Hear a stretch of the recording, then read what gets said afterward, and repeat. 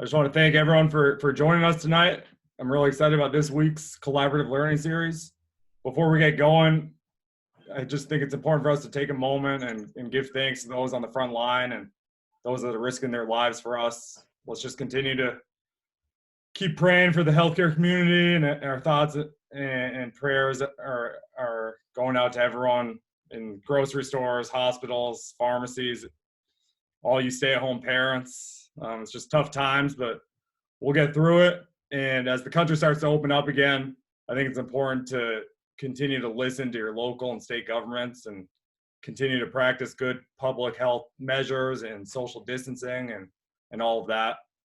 And as always, after tonight, I'd appreciate everyone's feedback, just so we can continue to make these better. I want to give an explanation for the vision of Continuous Coaching Collaborative. These three words, continuous coaching collaborative, are all interrelated. And you cannot be a coach without collaboration, whether with your staff, your players, other coaches. And with a growth mindset, you cannot be collaborating and not continuously growing. So part of collaboration happens when you get outside of yourself and stretch your ideas and your views and your approaches, which hopefully we'll be able to do tonight. And the saying that I think of is, you've never arrived, you're always becoming. And by continuously learning, I think we better ourselves and then in turn become better and improved coaches. So this perpetual quest is really the lifelong journey. And the reason I love the name Continuous Coaching Collaborative is because of how symbiotic each three of these words are when they're attached and put together, and how it relates to becoming a better coach. So hopefully that just gives a brief explanation for you new folks and a good reminder for some returners. Thinking about tonight's topic, I think that analytics, it's been one of these buzzwords throughout the, especially in basketball, probably the last 5 or 10 years. And, I know we had Moneyball and baseball, and NBA staffs are developing and getting bigger. But I think something I struggle with is, like, what does it actually mean? And how does it fit into the total approach and pie for a coach to consider and manage and think about? And how should a coach incorporate analytics into his or her approach? So these are some of the questions we'll explore tonight, and hopefully have a conversation that helps us all understand this complex entity. There was a little feedback earlier. I think it's all good now. And I think it's best if everyone keeps yourself on mute. And then we want this to turn into more of a conversation than just 3 really good lectures. So speak up when you have questions, comments, rebuttals, anything like that. Any questions before we get going?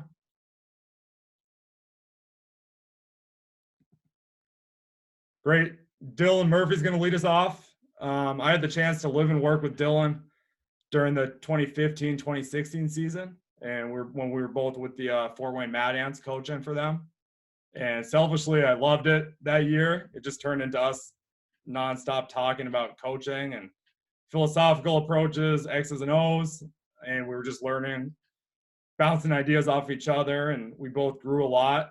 And from the good, a lot of bad, especially from me. So, but I think we're both better off from it. So I think with Dylan, I just appreciate his approach and his work ethic and his preparedness and thoughtfulness and his persistence. As we all know, this basketball thing the business is tough, and Dylan's been through some ups and downs like everyone, but he always adapts and keeps stepping. And now he's currently a member of the Orlando Magic's analytics staff. So excited to hear what he has for us tonight, and take it away, Dylan. Appreciate it, Jonah. So just a little on me. I coached in Fort Wayne with the Mad Ants in the G League for 3 years. Last year with Jonah, and then after that, I was a G League scout for the Atlanta Hawks. And then I had a little time at Ball State on their staff, and then I've been with Orlando for the last 2 years, primarily doing all the analytics for the coaching staff. So that could be anywhere from just like, random one-offs with the coaches to, overall talking about overall strategy and game planning and kind of everything stats related for all the guys. So, you know, John asked me to hit on a couple different topics, but one of the ones I kind of wanted to hit first is just like recruiting analytics. And the reason why is because so I only spent like 2 months at Ball State, so I'm not going to pretend like I have great college experience or anything. But, you know, one of the first things I noticed is in that kind of 2 months where, you know, recruiting started to heat up for the following season and the whole coaching staff is, you know, getting lists of names from, you know, various high school coaches, and they're hitting up their contacts to, you know, hey, who should we look at? Who do you like? This and that. You know, I noticed there were thousands of names and lists were getting culled down to, you know, 100 just because this guy said he liked this guy or this guy said he liked this guy. And there wasn't really a structured process for, you know, who was deciding, you know, this high schooler was good, this high schooler was bad. And the reason why there's no structured process, right, is because it's impossible. There's thousands of players across the country, right? There's no way that on a staff, even an NBA staff, you can manage to scout the whole country. And so one of the things I want to just touch on is, you know, where I saw kind of a big advantage to be gained, especially, you know, on a lower level, maybe you don't have as many resources, is using analytic recruiting. And so, okay, the question is, well, what if I don't necessarily the math skills, you know, or, you know, in Excel or programming or whatever to do that? And the biggest thing I would touch on with our coach is, you know, constantly focusing on the difference between skill and performance. And this is something, you know, we touch on with the Magic too, right? You know, in the NBA, you kind of have a even strength of schedule for the most part, right? Everybody's playing everybody. Every team is pretty close to every other team. Obviously, you know, you got your Bucks on one end and Golden State on the other, but in relative terms, right, the bottom of Division I is way farther away from the top of Division I, just as the, you know, top of Division III, bottom Division III, and so on. And so what that allows you to do with statistics at the NBA level is you can basically grade everybody the same, right? 20 points on the Warriors is roughly equivalent to 20 points on the Bucks. You know, obviously you can do things on a per 36 level or on a per 100 possession level, whatever. But in general, there's sort of an evenness to the way the NBA works. Whereas in high school, what you have basically is you have, you know, your AAU leagues, you have your high school leagues, you have, you know, 20 points in this, you know, California high school league is not the same as 20 points in this part of the country. So how do I say, okay, this guy is scoring 20 points a game and this guy is scoring 15 points a game, but obviously this 15 points a game player is better? Like, how do I make that case with stats? And, you know, one of the first things I realized was you have to find a way to get all the high schoolers on an even playing field. So as soon as you start to evaluate high school stats and you start to say, okay, you know, this guy, this is his stat line, you have to realize that in reality, that stat line is not worth anything because you can't compare it to anything else on a pure varsity high school level. Now, the one area where you do have somewhat evenness is in the AAU, right? When you're talking about UIBL or Adidas or Under Armour, you're getting relatively even competition. Now, I know it's obviously still, you got some really good UIBL teams and some really poor UIBL teams and so on and so forth across all the shoe leagues. But right there is sort of a starting point to say, okay, now I can look at statistics that are kind of on the same plane. And that's a starting point of comparison to be able to say, okay, I know this guy, he's on a slightly better team, but, you know, maybe his usage rate is way higher and he's scoring a lot of points and he's being very efficient compared to this other guy in the same context. Now, of course, you run into the problems with some guys switch teams a lot or they don't play AAU or whatever reason, you kind of get this, you know, difficulty of it. But, you know, the big piece of advice I gave our head coach was when we're looking at stats, let's make sure we're always looking at things on an even playing field. So to bring this back to the NBA for a second, one of the things that, you know, we always talk about is talking in the same language. And for us, we always talk about it in a points per possession or points per chance language, right? So you always hear a commentator saying he's shooting, you know, 35% from the field, you know, and you get all the analytics people on Twitter saying, you know, true shooting percentage, effective field goal percentage is, you know, obviously a way better indicator of what's going on. But the key is whatever language we're talking in, is we want to make sure everybody's talking in that same language. And just like in coaching, right, you want everyone to start using the same communication, the same verbiage. It's the same in analytics. So one of the things that, you know, we kind of emphasize is like, hey, like coach, we're always going to talk in points per chance. Everything is points per chance. So as an example, like in the NBA, the average half-court possession scores 0.96 points per chance. And so that's like a base point to say, okay, is this thing that we're doing generating more than 0.96 points or less than 0.96 points?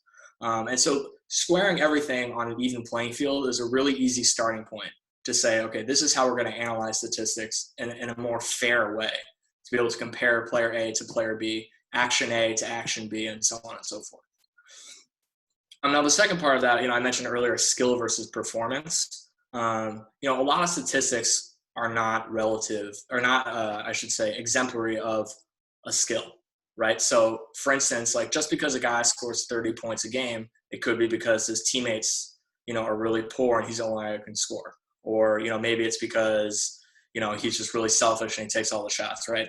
So how do we say, like, what does that 30 points mean? Well, one of the things we talked about at Ball State was we want to identify the skills that we think as a staff, independent of statistics, we think are valuable in basketball.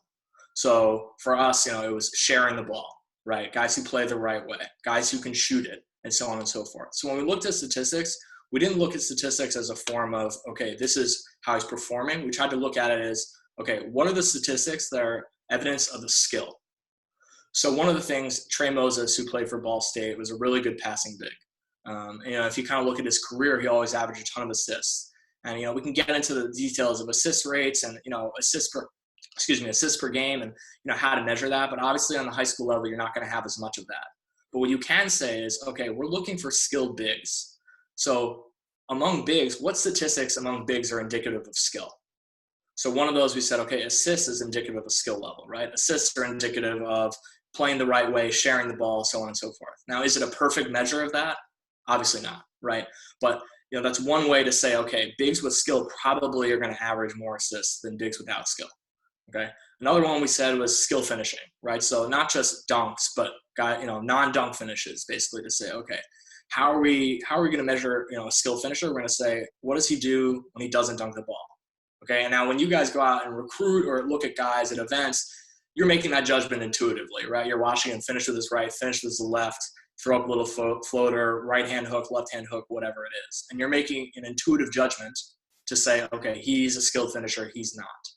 So a thing we would say is, okay, when we go out to these events and watch guys play, we're going to just track all his skilled finishes. And that includes in warm-ups, in practice or whatever, just to get a sense of where he is in non-dunk situations. So that's kind of an example with bigs. So you can say, okay, we're looking for this kind of player. For us, we wanted skilled players, not necessarily big athletes, because, at Ball State and the MAC, you're not going to get the biggest athletes. So how can we find skilled guys? On the guard level, one of the things we talked about is, okay, we're not going to get athletic guys necessarily that are going to have the 40-inch vertical or are going to have, the best shuttle drill or whatever. But what are stats that are indicative of athleticism that we think will make them competent enough, right? Because a constant question you're asking yourself when you're evaluating a player is, okay, he's really skilled, but is he athletic enough? I'm not sure when we scale up a level, he's going to be athletic enough to handle the next level. So how do you make that determination? Well, obviously a lot of that is your feel and your gut and your understanding of basketball, right, and your experience. But another way we thought about that is, okay, well, as a guard, what are ways you can show your athleticism? All right, well, guards who tend to block shots a lot, who tend to get a lot of steals, who tend to offensive rebound, doing things that maybe are indicative of more athleticism than their position would typically demand, might indicate greater athletic skill than necessarily when you're watching them play. There's a big conversation we always have, like the difference between, is this guy skilled or is he athletic? And obviously, like, to maximize your athleticism, you have to maximize your skill in a lot of ways, right? Derrick Jones Jr. in the NBA, for example, great athlete, but he's not that athletic when he drives to the rim because he's not that skilled at ball handling, right? So getting back to that idea, if we can find skilled players who also show these athletic traits in their statistics, maybe we can find guys who are more athletic than meets the eye. And so those are a couple different ways we kind of talked about, okay, athletically, skill-wise, how can we find guys that maybe are under the radar that are getting missed by bigger colleges because they don't look like, a top-level player, or maybe they don't have the stats of a top-level player or whatever it is. And then the other thing Joan asked me to talk about, which I think ties into this perfectly, is resource management. At an NBA level, you're going to have, a whole analytics department maybe. You're going to have, millions of dollars to spend on this data source, that data source, all kinds of stuff to give you the tools you need to succeed. But, at Ball State, what we had was basically me, and coach said, okay, as long as you don't spend a ton of money, like maybe you can buy one data source or whatever and do that kind of thing. So what I asked him is, again, what do we value as a staff? What do we value for players that we think make them good or make them bad? And so for him, it was, again, the skilled bigs, the shooting the ball, and that kind of stuff. So I said, okay, what are the data sources that maybe do better with that than other places, right? So some college stats sites will, give you more in-depth breakdown of shooting, or some will give you more in-depth breakdown of lineups or whatever. So we try to focus on the data sources that gave us the things that we thought were valuable. And then at a high school level, how do we find that? Well, the one tool that I found that I played around with was called Open Look Analytics. Now, I haven't played with that in a while. Obviously, I haven't been at Ball State in a couple years now. But basically, that gave advanced stats for all the shoe leagues. And what we found is we were able to actually see somewhat of a breakdown beyond this guy shoots 36 from three, right? I'm sure it's very, for a lot of you, you say, oh, this guy shoots 35 from three, but he takes super high difficulty shots. So if he got the same shots as maybe your spot up shooter who stands in the corner all game, he would shoot, 60% from three, but he doesn't because he takes tough shots. So where do we find data sources that can kind of show the things that we want to show to support the players? And then the last part of that, kind of tying in with all the players, is when coach would talk to the team, a lot of it would be, okay, here's how we recruit players, here's how we manage our resources and where we get our data from. And then we use that data to show the players, this is kind of what we value and this is how you're ranking in those things. Now, the biggest problem in analytics, right, is the communication of it. How do you communicate to a coach? How do you communicate to a player? This is what we want to do. These are the stats that are representative of it, and this is why you should believe it. Now, a lot of times when you get to that last part, this is why you should believe it, what you end up with is just this gap, right? You get the analytics people saying this, and you get the coaching staff being nice and nodding, and then they go their separate ways. So how do we communicate that to the staff in a way that gets implemented? And that's where the communication part comes in. But more importantly, that's where it ties back into making sure that we're all speaking the same language. So I always prime coach with, hey, whenever I'm talking about a player, I'm talking about it in the same way with the same terminology, the same analytics terminology, to the point where now he absorbs it and it becomes his language. And then once it becomes his language, now because it's coach's language, he's going to impart that onto the players. So versus me just trying to go to players and say this, this, and this, and that, it's just you speak in a constant and consistent way with the math and statistics so that everybody's now speaking in that language. And then it becomes much easier to translate your points, whatever they are, related to analytics. So a couple of other things I want to touch on, just in terms of like what we do at an NBA level and sort of how NBA analytics work. I think the biggest thing for us is actually the opposite problem, which is we have so much data and so many resources, it becomes a question of what is actually valuable. What do we actually care about matters? I'm not sure how familiar everybody is with Second Spectrum, but basically you get the tracking data for every player 30 times a second and the ball. So you get the XY coordinates and you get the Z coordinate for the ball. And what that allows you to do is, not to get too into it, but build models to, say like, hey, we can, say this is a drop and pick and roll, this is a down, this is a whatever. And you get these very sort of complex tags for every play, which I'm sure, everybody tags in sports code, right? To say like, this is what this was, this is what this was. Second Spectrum does all that for you to the 1,000th degree.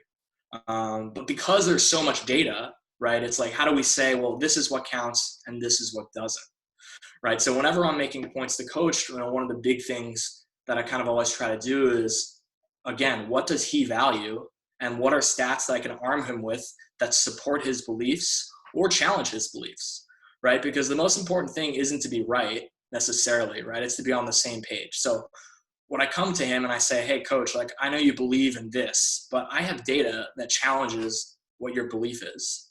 The reason why I come to him directly on what he cares about most is because that's where you're always going to get the most engagement on, right? If you try to win on the fringes, you're really not going to make any progress with sort of, imparting what you think is valuable. And then of course you have to have a coach who has an open mind, which, luckily for us, Coach Steve Clifford, he's very open-minded. I mean, I know he seems like an old school guy, but he's kind of very open to information and data. And the last thing I'll say on that sort of is you also have to get everybody in the mindset that everything is a data point. So when you watch film and you say, hey, this team is really bad guarding middle pick and roll because, player A doesn't get into the ball at the point of the screen and it creates too much separation, yada, yada. What you're basically saying is you're taking all the data of the distance of player A from distance from player B, the contact of screen, right? You can measure all these things, but you're using your basketball mind to basically come up with the data for that, to come with the conclusion that this is what that says. And so if you think of everything as a data point versus thinking of analytics or data and then what I think is something else unrelated, then you get a much bigger melding of kind of all the processes, right? So it's not that analytics are competing with the coaching staff or film work or any of that, right? It's just they're all data driving at whatever conclusion you're trying to come up with. How do we guard pick and roll?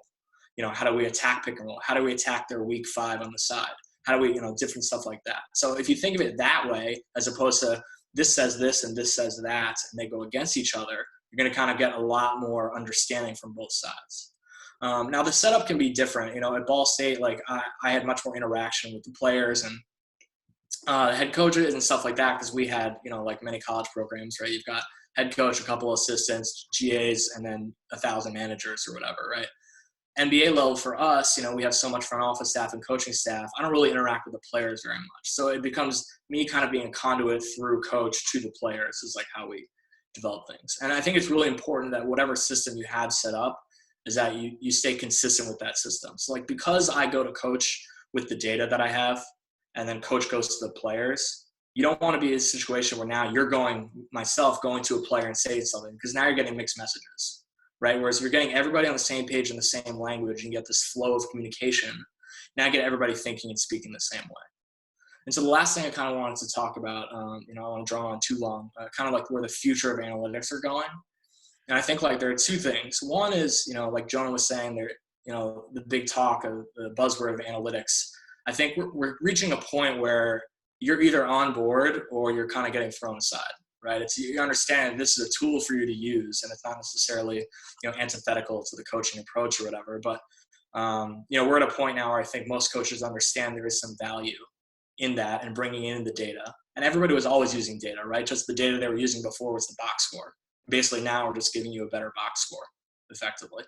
And I think the other part of it, on the opposite end, is the tracking. And I think this brings in, a really interesting topic. So, you have this tracking data that's measuring all these players 30 times a second, their locations, this and that. Now you have a bunch of companies coming out. They're getting body pose data to say, we can measure where your joint is. So we can say your level of contest is here versus here versus here, right? And the data is getting more and more detailed to the point that now we're going to be able to track everything, right? And so the question then is at what point does it become either too much or does it become an infringement on player privacy? And I think we're kind of reaching that point very quickly where we're tracking so much and, NBA players are wearing gear in practice all the time, tracking their heart rate and this and that. It's kind of becoming to the point where I think there's going to be a conversation about how much is too much and how much is really necessary. But I do think that sort of body pose data is the next step in terms of, understanding, hey, if we can know which way a player's eyes are looking in pick and roll, maybe we can get a sense of, the width of his vision and how much he really sees the floor, right? Or maybe, we can understand, is a guy, when he passes, does he have to look directly at the pass or can he be scanning the field of vision and throw a pass this way? Stuff like that. I think you can learn a ton from the body pose data. But that's kind of where things are going with people that are way smarter than me. So I don't know, John, if there's anything else you wanted me to touch on or kind of open up the floor or what the next steps are here, but that's kind of the spiel I have. No, that was awesome. Pretty much I heard you say it's better to be on the same page than the right page. Yeah, I have an email list of all the Jonah-isms that he says, stuff like that. So if any of you want that, I've got that all written down. Artie, stop laughing so much. No, that was really good. Let's just open it up to some questions, maybe 10 minutes or so. And whoever, just go ahead. So Dylan, I have a question. For example, I really liked how you talked about stats that go to try to find players' skills. So for example, one thing I like to try to do to validate guys' playing together and wanting to share the ball is I call you make the right play, that you get a guy open shot, and we count that. It would be an assist if he made the shot, but he doesn't make the shot, but we still reward that. How do you see things like that? Like if I wanted to identify that, like how could you go about that? Like you get a breakdown of a recruiting thing, like those things, something like that. Does that exist now, or does that not exist, or how can you create that? Yeah, I think that's one that's pretty tricky. But I think like the general idea of what you're talking about is something that I think is really important, which I didn't even mention. And I'm glad you brought up, which is, I'm sure everyone's heard, process versus outcome, right? You want to have good process, the outcome will take care of itself. But when we talk about good process, especially on the floor, what we're really talking about generally is we want to generate good shots, right? We want to generate high quality shots, independent of whether they go in or don't go in.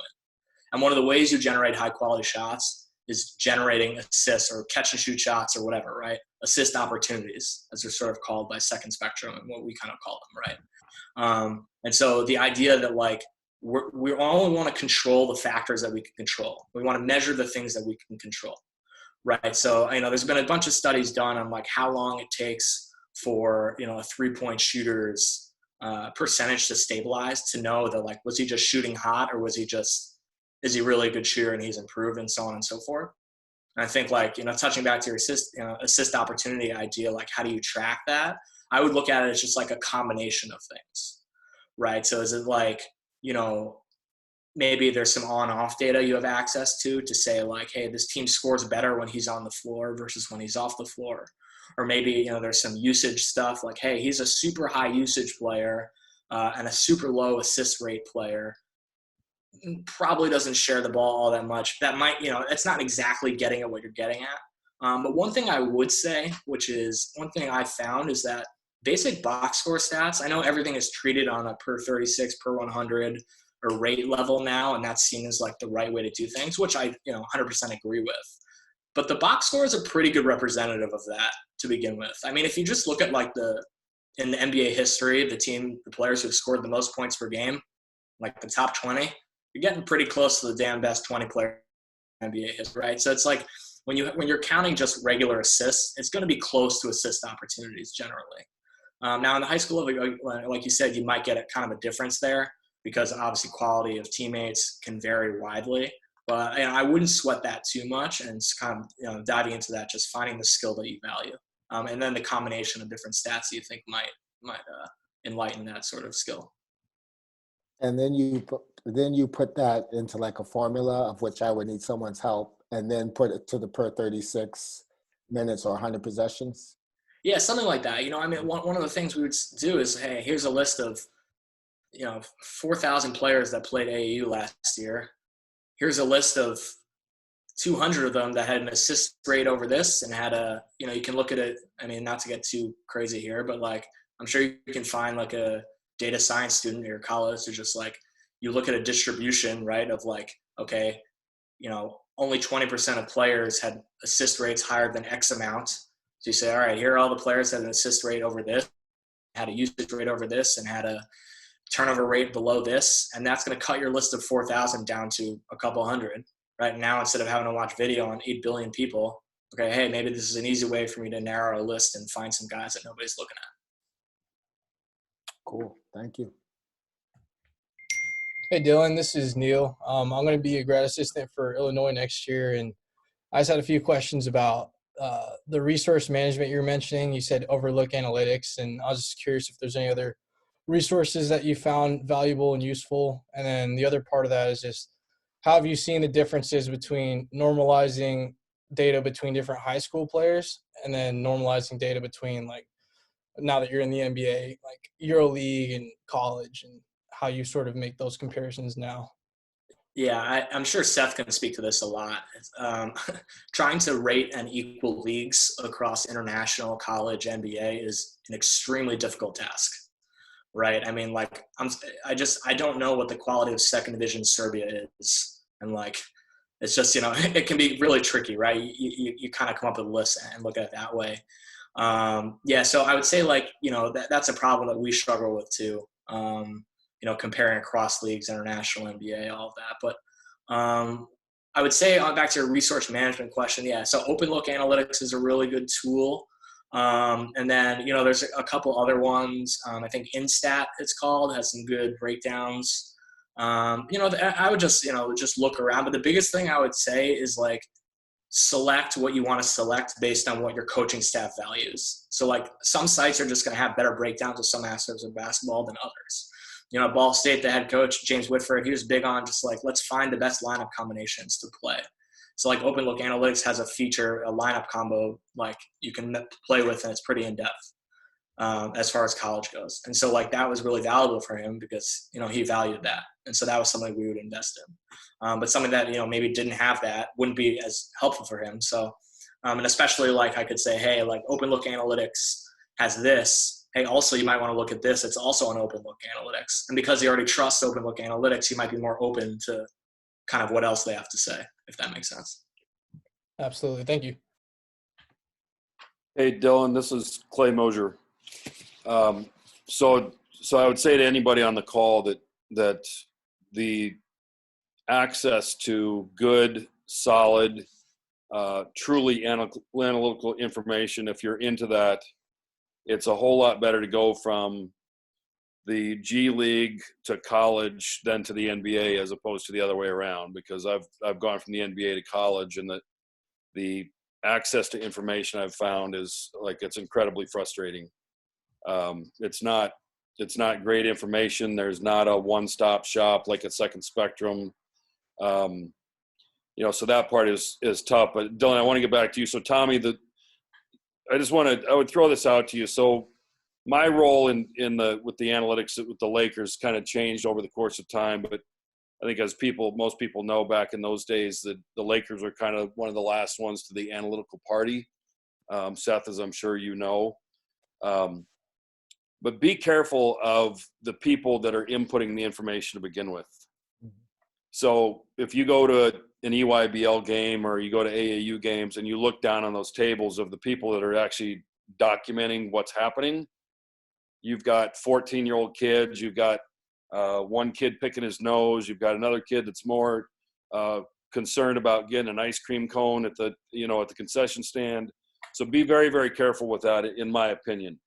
There's a major company out there who I will leave unnamed, but Jonah and Will know which one I'm talking about, is that the data that comes out is only as good as the information that goes in.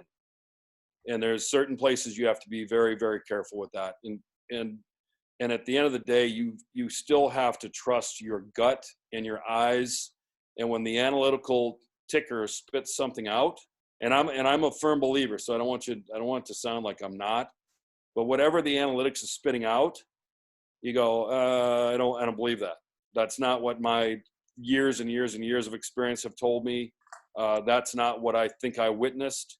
And that means you should go back and double check the source, double check what went into it, double check the algorithm, the code that was written, whatever it is. If you question it, there's probably a pretty good probably strong likelihood that you're on the right track. So I'd be careful of that and making decisions with that. So like, I couldn't agree more with that. Like I know like there's definitely a ton of issues with the data in high school that's being tracked, like you said. And then the other part of it too is like, that's why like we always talk about like everything is a data point. So including your experience and the analytics, like none of them are more than another. But like if you get a lot of data, numbers, experience, video, whatever, towards one conclusion, you can trust it more versus, like you said, like if my experience is telling me this, the film is telling me this, the coaches are telling me this about this player, but then the analytics say, hey, this guy is a really good shooter, but everything else tells me he's not a good shooter, the answer is probably he's not a good shooter. So again, right, like you said, it's like everything is a data point and nothing trumps anything else. And it's just the preponderance of data leaning one way or the other, might want to push you towards a decision. But yeah, I completely agree with all that. So Dylan, then I have a question. I'm sorry. Go ahead, whoever was going. Because I have a question. I want to get back to it. Go ahead. No, just to jump off on that, I was going to say you're really only as good as your data, so you can have the best modeler in the world. And if your data is no good, I don't care how smart you are, and you won't be able to predict properly. One of the things that I always say is, as a data scientist, I spend probably 80% of my time doing data wrangling and data cleaning and data integrity checks as opposed to actual modeling itself. I'm sure those of you out there that also read a lot of code could probably agree that most of the time goes into preparing data sets and ensuring the quality of it, as opposed to actually doing sort of the fun and the sexy stuff, which goes where you're actually going and predicting outcomes and assessing players. Yeah, no, I didn't know how deep to get with all of this, but I mean, that's like 90% of my life completely, even with Second Spectrum. Even when you're building metrics off of what is pretty good data. But that's 100% right. And I think, the tricky part, right, is like in high school or whatever, you're going to have unclean data. And it's like, at what point do I trust it? At what point do I ignore it? How do I, sort of implement all of it? But yeah, no, I think that's a really good point. Yeah, I was a big believer that a large part of my job was quality control. And if you were going to, especially with the kind of the older school guys or guys that don't necessarily believe in analytics or want to believe in it, you've got to make sure that what you're taking to them, and Dylan, like you'd mentioned, like, hey, coach, there's something that I know you believe in, but I've got the data to back up that, maybe you should think about this or rethink what you're thinking. You damn well better be right. And I really mean that. Like, it's not, so Jonah, you and I argue about, same page or being right. Like, at the end of the day, you better be right if you're going to win. So you may not get another shot with that coach. And it's just like being with a player on non-analytical things. If you have bad information or you've got a bad delivery or whatever the case may be, you've lost some credibility there, and it will take a long, long time to rebuild that in a big time way. So, Dylan, now I have a question for you. You use a great term of the unequal leagues. So at Arkansas, we're big into transfers, and we have tried and tried and tried, and it's a monster to figure out, like, how does a guy that scores 16 points a game in the Sun Belt, how does he equate to the SEC? And the information that we have gathered and gleaned it's all over the map. Some of those guys do okay. Some of them fail miserably. None of them can duplicate, what they were, and you wouldn't expect them to duplicate it. But we have tried and tried and tried to come up with a model that you can, to at least as a jumping off point, to plug those numbers in and say, this is what we can reasonably expect this guy out of this conference to do now in our conference. Were you guys able to make any headway on that kind of stuff? Yeah, I think this is the really tricky thing, and I can't say that like there is an answer to that. It's something that we tinker with all the time, and like I think, like you said, sometimes one of the most important things is recognizing, like both of you have said, like the weakness of your data. But sometimes also understanding that like there isn't a clean cut answer. Maybe this isn't a place where to say, like, to try to project, how a 16 point per game score in the Sun Belt's going to, end up in the SEC. Maybe there just isn't a clean way to predict it because we just don't have enough data or whatever else. And sometimes, you have to realize at what point, like, this enterprise isn't worth it because it's not going to land us enough results. One of the things I think any analytics group is going to struggle with is theory versus practice, right? It's always easy to say, like, oh, well, we'll just, we'll pull it all, all leagues on even playing fields, and then we'll be able to say this, and that. Oh, and then we'll incorporate this idea and this idea. And eventually you get yourself so twisted in theory that your output is nothing because it becomes too complex. So oftentimes it's just simpler to say, hey, like, based on my experience, guys who have a good work ethic and good size and score in lower conferences have a better chance than guys who don't have good enough size and, do score in lower conferences. Sometimes it's okay to say that my experience is a valid data point, right? I think like there's been a lot of push that like, especially see on Twitter or whatever, like it's analytics or coaching, but like, I think the experience is a huge data point that can't be thrown out. And sometimes the data can't provide you an answer. And instead of just pushing up against the wall, you have to realize that there just is no comfortable answer here. So to answer your question, no, we don't have an answer, or at least not a good one. I don't really think anybody does. Okay. Well, we thought maybe we were the dumb ones, but No. Can I jump in here Thank you. if I may? I think that Dylan said something important there, which is if you're looking for perfection in a model, you're almost maybe you're by asking for perfection, you're basically setting yourself up for disappointment or for someone to lie to you. But at the same time, like, you can use the combination of the data and your experience. So in that situation, what I would look at is, okay, there's some information about how this guy gets his production at the lower level. How does that fit with what he's going to be for us? Is he an isolation scorer who just overwhelms Sunbelt competition with his athleticism? If that's the case, is that going to translate to the SEC? I mean, maybe if he's just a super over the top athlete who's a late bloomer and ended up in the Sunbelt. But more likely, no, he's going to step up a level of competition and won't have that advantage. Is he a guy who works off screens really well, hits open jumpers, and plays well off the ball? And you have a guy who can facilitate to that. That's something that might translate better. Now, that's not going to give you this 16 points is worth 12, but this good score at the Sunbelt level has a chance, whereas this guy has less of a chance because we know that his advantages don't kind of go away as he moves up in level. So I think that's a way that you can use some of the data that's available to you and combine it with kind of the knowledge, the basketball knowledge, and come to a better answer, even if it's not. I understand why you'd want to say, like, this guy's going to score 12 a game, but all kinds of things can get in the way, and so you're looking for your best guess almost, and that's a way that can move you towards that better intuition than just kind of throwing your hands up and I don't know. Yeah, I agree with you, Seth. We were just trying to develop something that would kind of give us a jumping off point in terms of, so there's going to be 1,000 kids in the portal.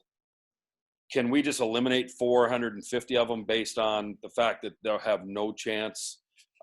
Is it 750? Like, trying to make your workflow a little more efficient. But I agree with you wholeheartedly. I just, this is the time of the year where every NBA scout, front office executives are calling college guys and saying, hey, tell me about this guy in your league. And, it's like I spend a majority of my day doing that at this point. And I just had a conversation with a guy today. He said, what do you think of this guy? I said, I like him for the SEC. But as far as the NBA goes, he's a guy that scores about 40% of his points from the free throw line. He's got an ability to get to the rim. And with that, he draws fouls. And I just don't think for that particular kid, it's going to equate at the NBA level. So along with that, he was a terrific player. But along with that, his lack of skill from the perimeter. And the other thing that I found, Seth, and maybe you can help me with this, but like I've been telling these, a lot of these college guys and even high school guys coming to college, is a lot of these guys that, and I'm going to take rim finishing as an example, like finishing at the rim. So many of these guys finish at the rim. And I mean, when I'm saying at the rim, I mean like right at the rim. And they don't have the skill where they can float the ball up, high off the glass over shot blockers that are coming, that are bigger, longer, get there quicker type of stuff, where I go, listen, like that, what you're doing with that, like how you're an outstanding finish at the collegiate level, no doubt. That stuff at the NBA level is going to get punched, or you're going to get knocked on your ass and you're not going to get a call with the verticality, and you're going to wonder what happened. So I think it equates both from the high school level to the lower levels and transfers to the major college level. And I think it equates from the major college level to the professional level, where there's certain things that guys can do at certain levels that they can't get away with at the next level.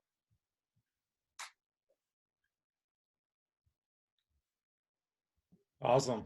Let's good stuff, Dylan. One more question? Yeah, can I ask one? Yep.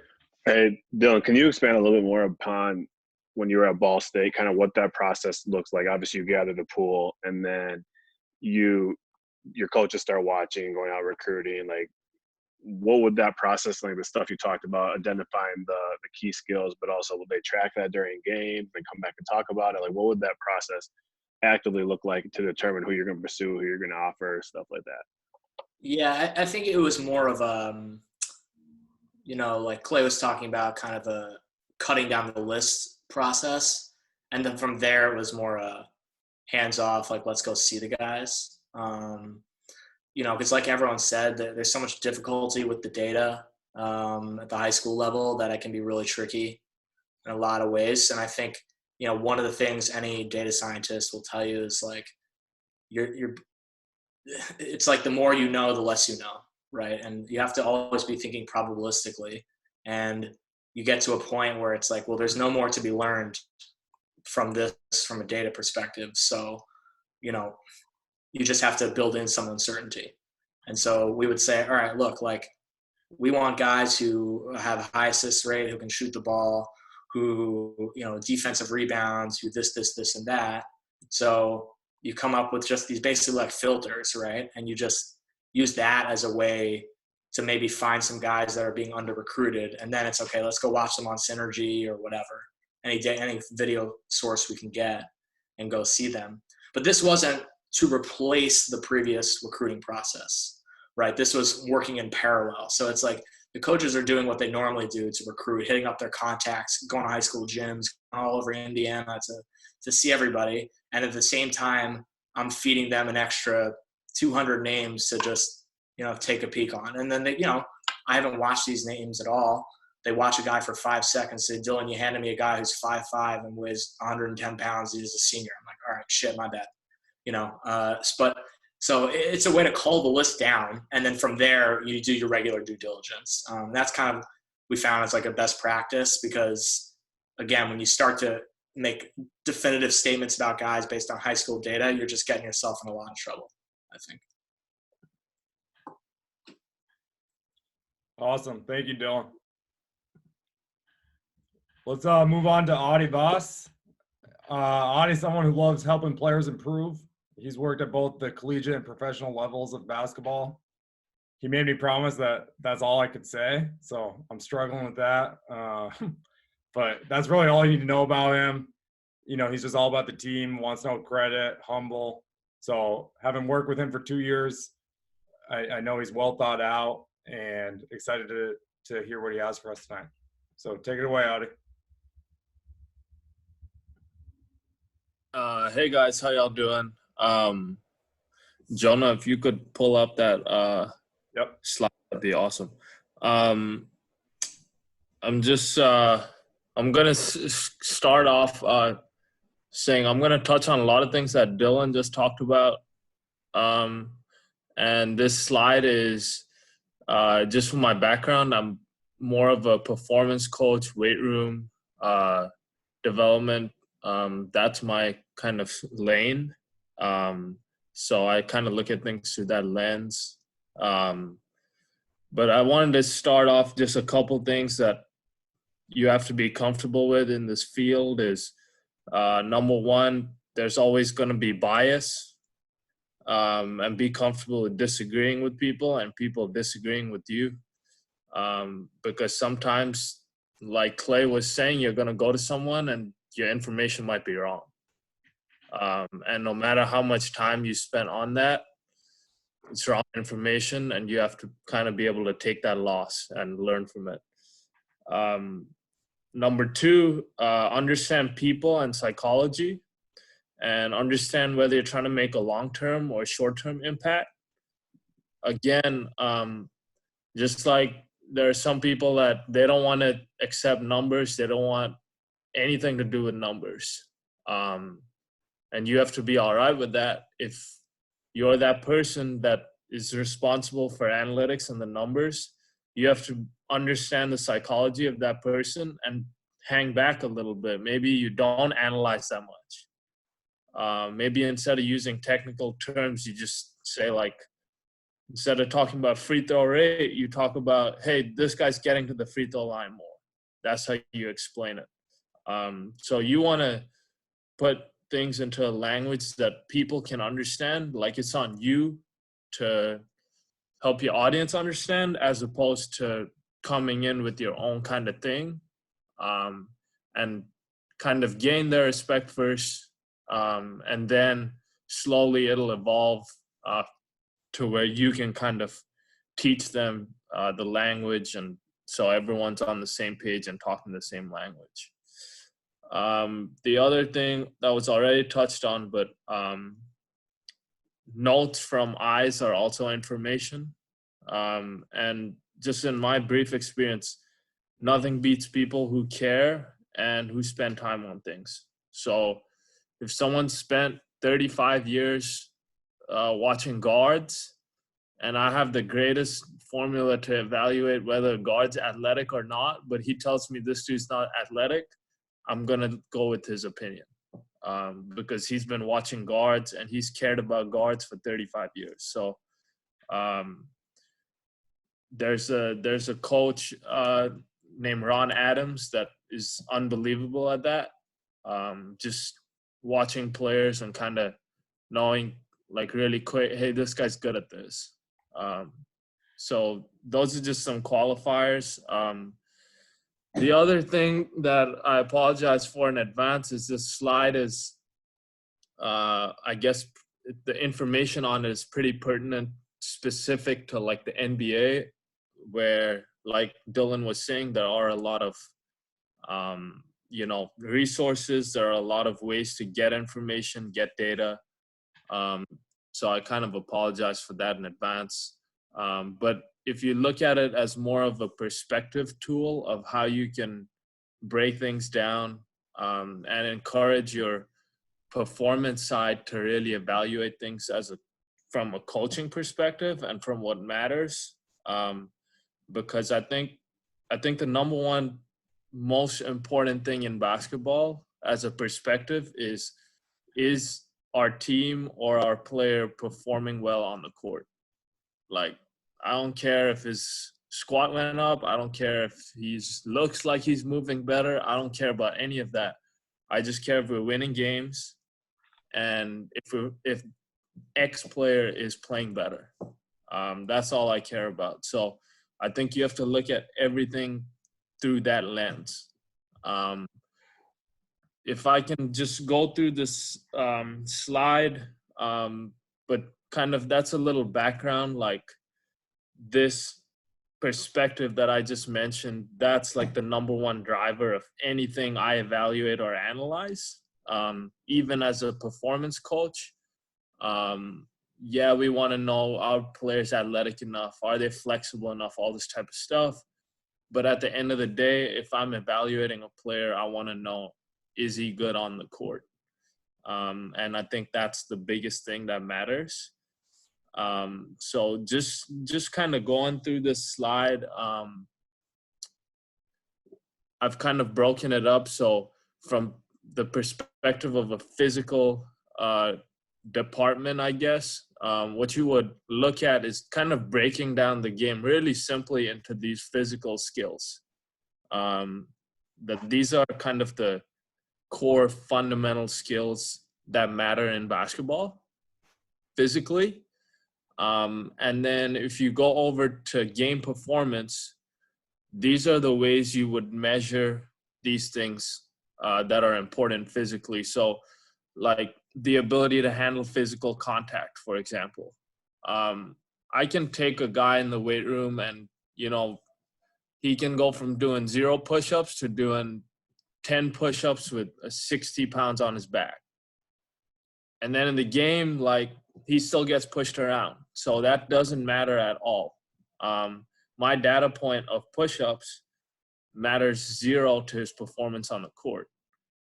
So this slide is kind of a perspective of, like, if I'm evaluating physical contact, and if you guys are coaches and you're evaluating, hey, did our performance staff or our weight room strength coach, did they improve this guy's ability to handle physical contact?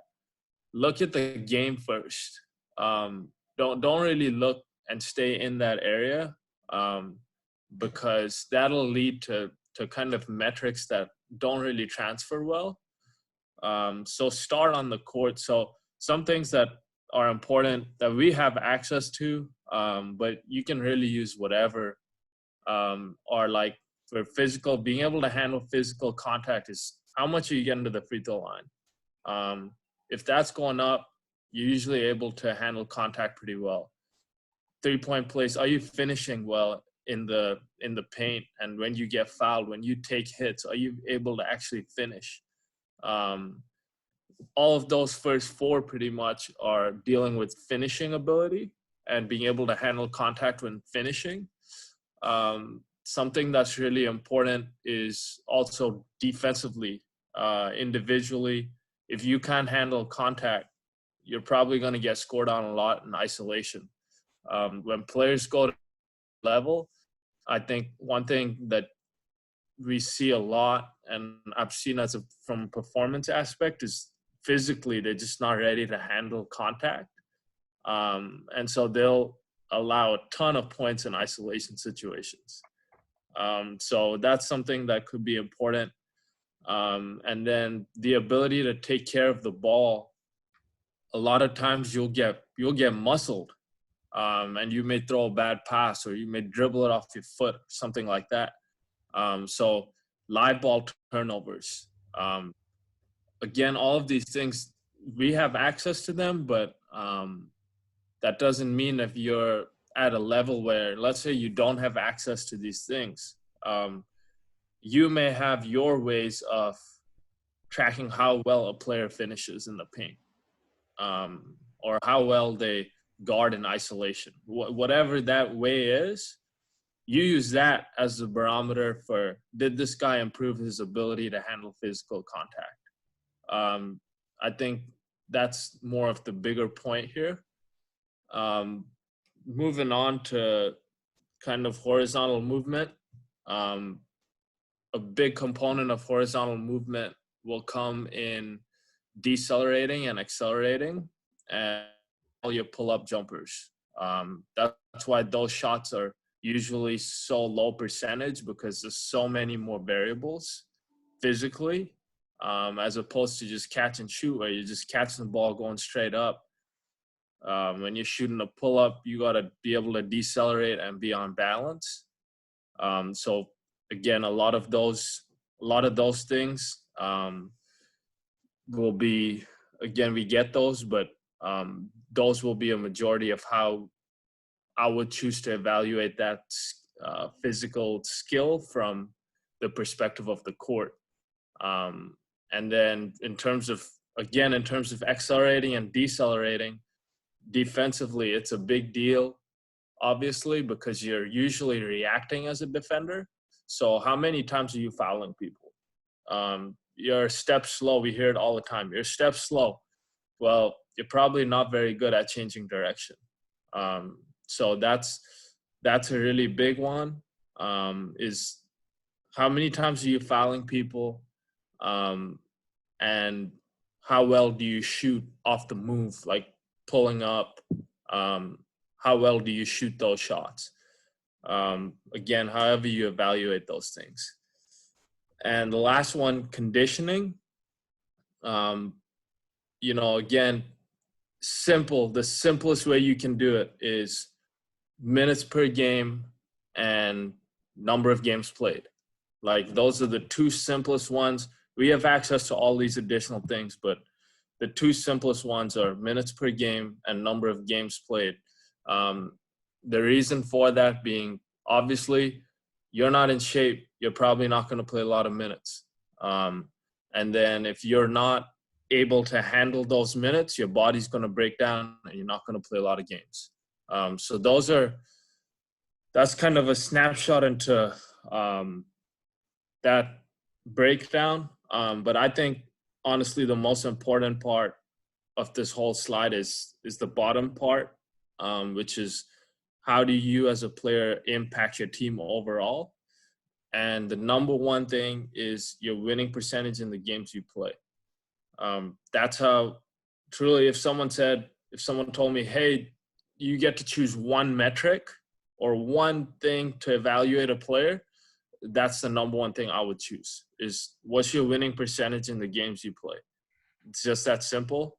There are other things, obviously, that you can look at as far as lineups, as far as how the team does when the player's on the court.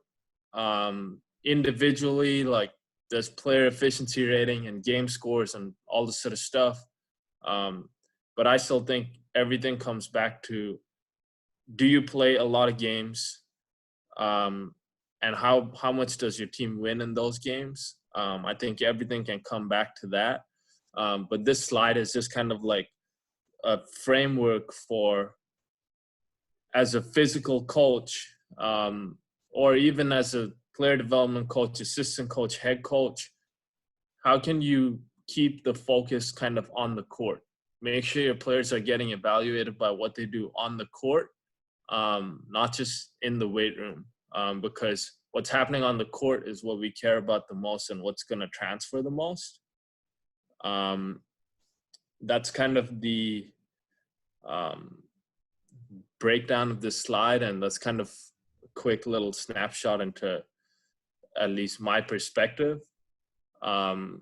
Just some things that obviously Dylan touched on too earlier, in terms of kind of coaches and knowing what matters to them, knowing kind of what matters to your head coach, your assistant coaches, or your player development coach, and kind of getting buy-in that way.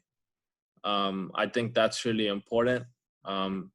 Another thing that kind of I'll end with is, I think a single number is very, very limited, because we're trying to evaluate something that's complex.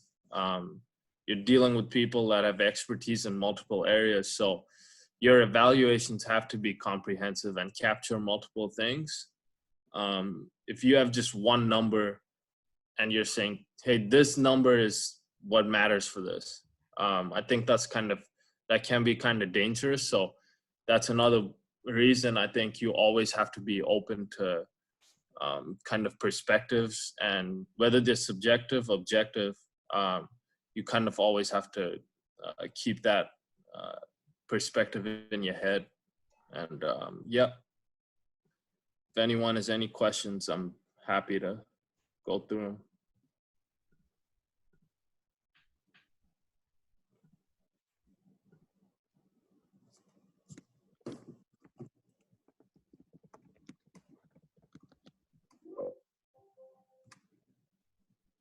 I just have some kind of just like, honestly, to add on top of what you're saying, and like for all the other coaches that are here. So like personally, like I pretty much throughout my career found that like I have a 1-to-1 account of when I'm healthy and feeling good, I'm playing much better. And then like I had years in college of bench numbers go up and like you're lifting and everything you think is going great, but then it's like you're going to get a rebound and my arm is like falling off when I'm getting a ball with one hand.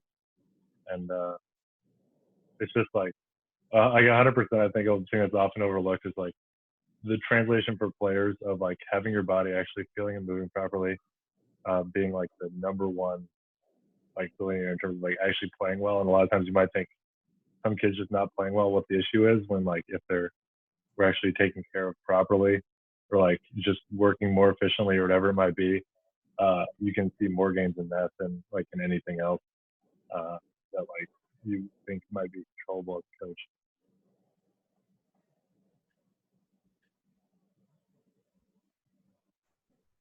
Hey, Audie, I've got a question for you in regards to your winning percentage.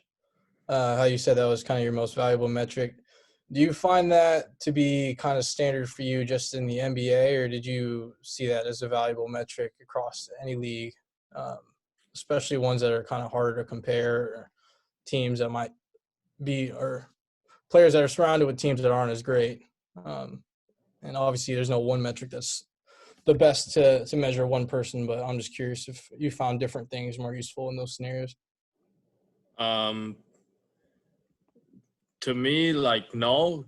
I think winning percentage is, because I have an extreme viewpoint on that, kind of, which is like, if you're not winning, there's got to be something more you can do, whether it's you're a player, you're a coach, whatever. If you're not winning, like, you got to think, how can I contribute more to winning? And if you're a player and you're always asking yourself that question, then your team's probably going to have a pretty good winning percentage, in my experience.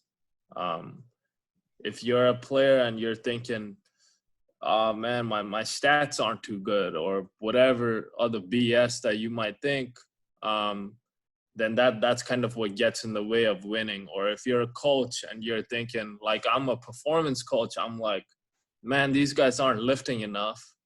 And all of a sudden I tell Luke, hey, we got to lift 4 times this week just because I think we're not lifting enough. Like, I think that's going to affect the player. That's going to affect performance on the court. So I think that's always a good barometer of whether you're a player or a coach. That's kind of the number one thing, regardless of league or level of competition, whatever it is are you winning a lot or not? Thank you. Luke, my question back at, like, I hear what you said, but how do you use that to, especially now, but like normally during the season, you know that. So how does that maybe impact your approach or your routines? What do you mean? Can you say what you said again? Maybe I misunderstood. In terms of winning, or in terms of, like, I'm asking Luke. Oh, got you. Yeah.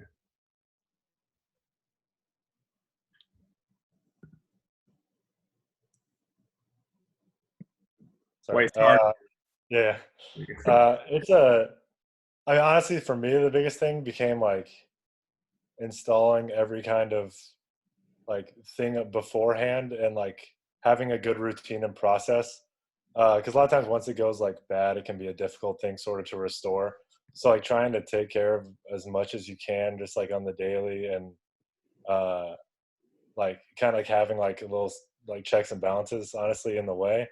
But like, because once something goes wrong, like it might just be like something that a period of time, like it just kind of takes a while to like get it sort of back to normal. So you just have to like then like add something else to the routine to like hope it to restore, but it just kind of like takes some time a lot of times. So you're still out there playing and competing or whatever it may be, but then you just got to like kind of change your routine to adjust to it. But then like it also has to be out of your mind once you're playing, that like, I mean, you're playing the game. It doesn't really matter like what it was. But like, just like, I just felt like having like consistency and routine, so you can have a way to like evaluate how you're doing and then adjust the stuff like as you kind of see fit. Thank you. That makes sense. Yeah. If I can just add one thing to what Luke just said that's really important, is like, the other thing, just as a global thing with analytics, is I think if you look at too much, then you don't know where to make changes, because there's too many variables. So like Luke was saying, with like having consistency in whatever you do, that way it's easier to make changes. And the same thing when you're evaluating like analytics as a whole, like in a game, let's say you're evaluating 500 things. How do you know like what's really impacting everything, you know? Whereas if you're only evaluating 10, it's much easier to kind of pinpoint what matters. It's kind of like a little bit like a virus, or if I see something that there's a track coach that says this, but you may see something and you may see like 55 things wrong with the way a player shoots, but there's one thing that's causing 40 of those things. So if I correct one thing, I can eliminate 40 things that are wrong. So that's kind of the concept behind having a consistent routine and keeping it the same. So when you do need to adjust, you know exactly where to adjust, and it becomes easier. Adi, I've got a question for you, kind of based on something Dylan was talking about earlier, in terms of kind of observational stuff being data. Also, do you do stuff like some places call it a wellness check? It's kind of a daily, hey, how you doing, and kind of using that as sort of a baseline to identify if there's maybe even before it shows up in any kind of like formal diagnostic, if there's Luke was talking about, if I'm not feeling well, I'm probably not playing well. And if you can identify sooner, something just doesn't feel right today. Yeah, Do you use that kind of sort of subjective information in that way? definitely. That's the most powerful thing for me. And personally, like, just with the whole like movement towards analytics, I think people have started calling it all this kind of bullshit, like, excuse my language, but people have started calling it all this type of stuff because they need a differentiator. But I think if you care, that's why I came back to, as a coach, like, nothing beats people that care, because if I care, I'm going to call Luke and I'm probably going to talk to Luke before every single freaking game or before every practice. Just when he's at the facility, like he's eating, I'm going to show up and I'm going to talk, not because I want to collect his wellness, but because I really care about Luke and the fact that he's in a good mental space to perform. So I think that's the biggest thing. There's actually really good research that shows whatever you self-report and whatever you feel, if you're really in tune with your body and you're an athlete, it matches almost exactly what your biomarkers from your blood tell you, like about how inflamed your body is, how much your muscles are sore, how well you're covered. There's almost a perfect correlation. So like, that's the thing that matters the most. So in the environments I've worked, when you call it something, players are less likely to be honest with you, right? And so now you're thinking you're getting a good, honest report, and yeah, I can correlate it, but actually you're not, because it's just because you're calling it wellness that a player won't be honest with you. So I think those things are huge, but anything where I can communicate directly with someone one-on-one, and know really how they're feeling, that helps me more than any number ever could. Adi, I know you have to run. Maybe we just have time for one more question. Hey, Adi, I have a question for you. Hey, You talk about you talked about measuring physical things. What do you think about players' vision? And as a performance coach, how have you improved players' visions, and what's some ways that players can transfer that to the court and get better instead of just, tracking assists? That's a great question. Vision and perception is the two most important things in team sports, the two most important skills.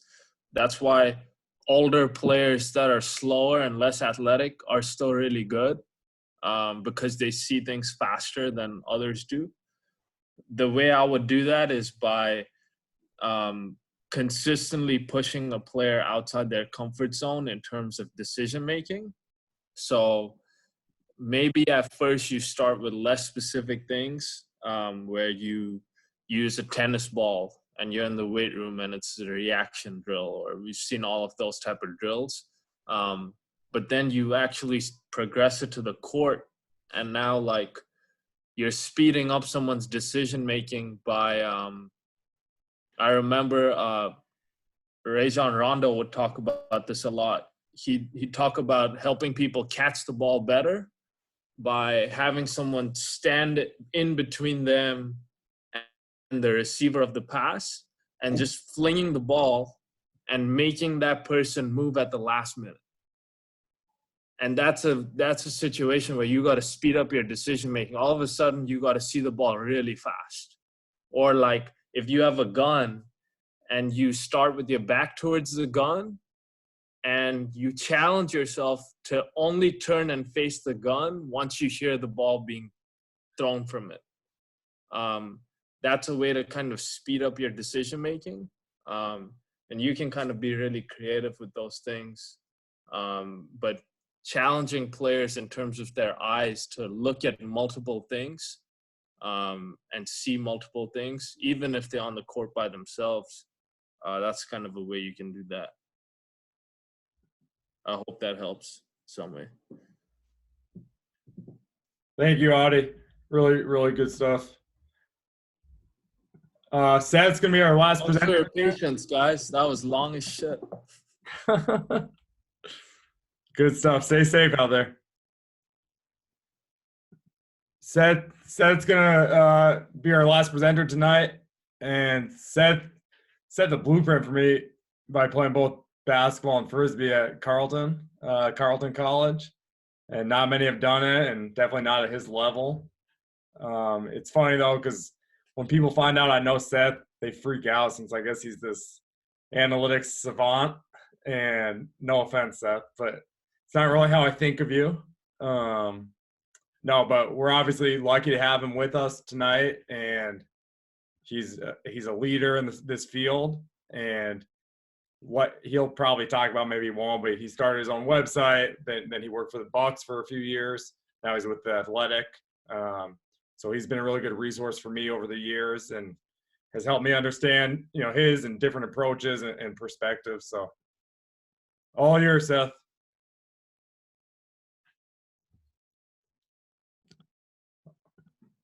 Thanks, Jonah. Can you Yep. can you throw up the deck if you would? Yeah. And start the slideshow if you would. Thank you so much. So first of all, thanks, Jonah, for having me, and thanks for all the coaches for kind of welcoming me in. This is definitely a road game for me, but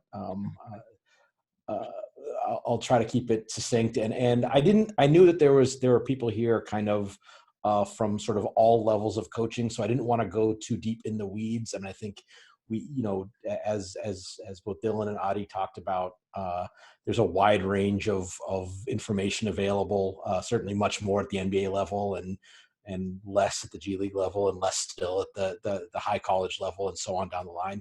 So I didn't want to talk specifically about metrics or approaches and kind of make some people's like, oh, I wish I had that, because that's kind of pressing your nose up against the shop window, and didn't want to do that. But I did want to talk about a little bit of a more meta topic about what analytics is, and almost a little bit of what it isn't, because I feel like one of the big problems that we tend to have is that the perception of what people in this space are doing, it comes from people who don't really either don't know or what it is, or are just hostile to it for some reason. So I kind of wanted to I started off with a couple of slides. There's a Twitter account called Analytics Strawman, which is run by Brian Burke of ESPN.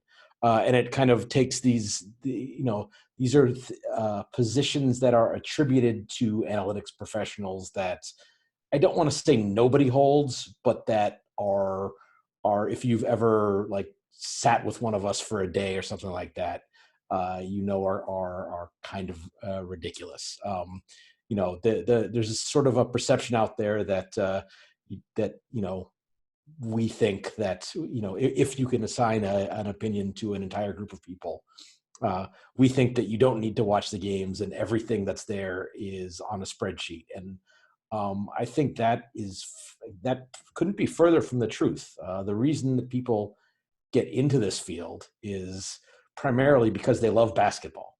And so you start from basketball, and if you go from basketball to data, you are already pretty cognizant of all the things that you can't, that aren't currently being measured. And part of your approach to getting in is being able to better measure, be able to better understand those things. So the mere fact that we're doing this indicates that we don't believe you don't need to watch the games. moving on. I think if there's a meta point, a larger point from what Dylan especially talked about earlier, it's the notion that context is everything. If you're talking about how to value a high school player's performance, who did he do it with and against? If you're talking about, Clay was talking about, transfers from a lower level to a higher level of D1. If you're talking about the performance of an NBA player, are you playing with starters, against starters? Are you playing out of position? Are you playing in the perfect role? Is your coach employing you in a way that is not conducive to your skill set or perfectly conducive to your skill set? Those things are all massively impactful for all but a very select few of players. Context kind of doesn't matter for LeBron James because he creates context. Most everybody else, how you're being used matters a great deal. This is kind of one of my favorite ones. Is a lot of people tend to boil down analytics to never take mid-range jump shots, I think we'll get to this a little bit more in a little bit. But what's the number one thing you say about what you want your offense to do in basketball is get good shots. Do you consider a 17-foot contested pull-up a good shot? No. That's to some extent the analytics prescription against mid-range shots is we can tell you exactly how bad that shot is, and so you should avoid it. Your best players are still going to end up taking that shot because I would assume that for pretty much everyone on this call, you play with some kind of shot clock, and a bad shot's better than no shot. So the other team is playing defense. They're trying to keep you from getting good shots. Sometimes they succeed. When they do succeed, it still helps to have a guy or a guy or girl who can hit a tough mid-range shot. That's not what you want to base your offense on, but it's a nice club to have in the bag. If you're a golfer, you don't want to hit your sand wedge very often, but if you find yourself in a bunker, you're glad you have it. This last one, I kind of actually believe maybe a little bit. If you click through, Jonah,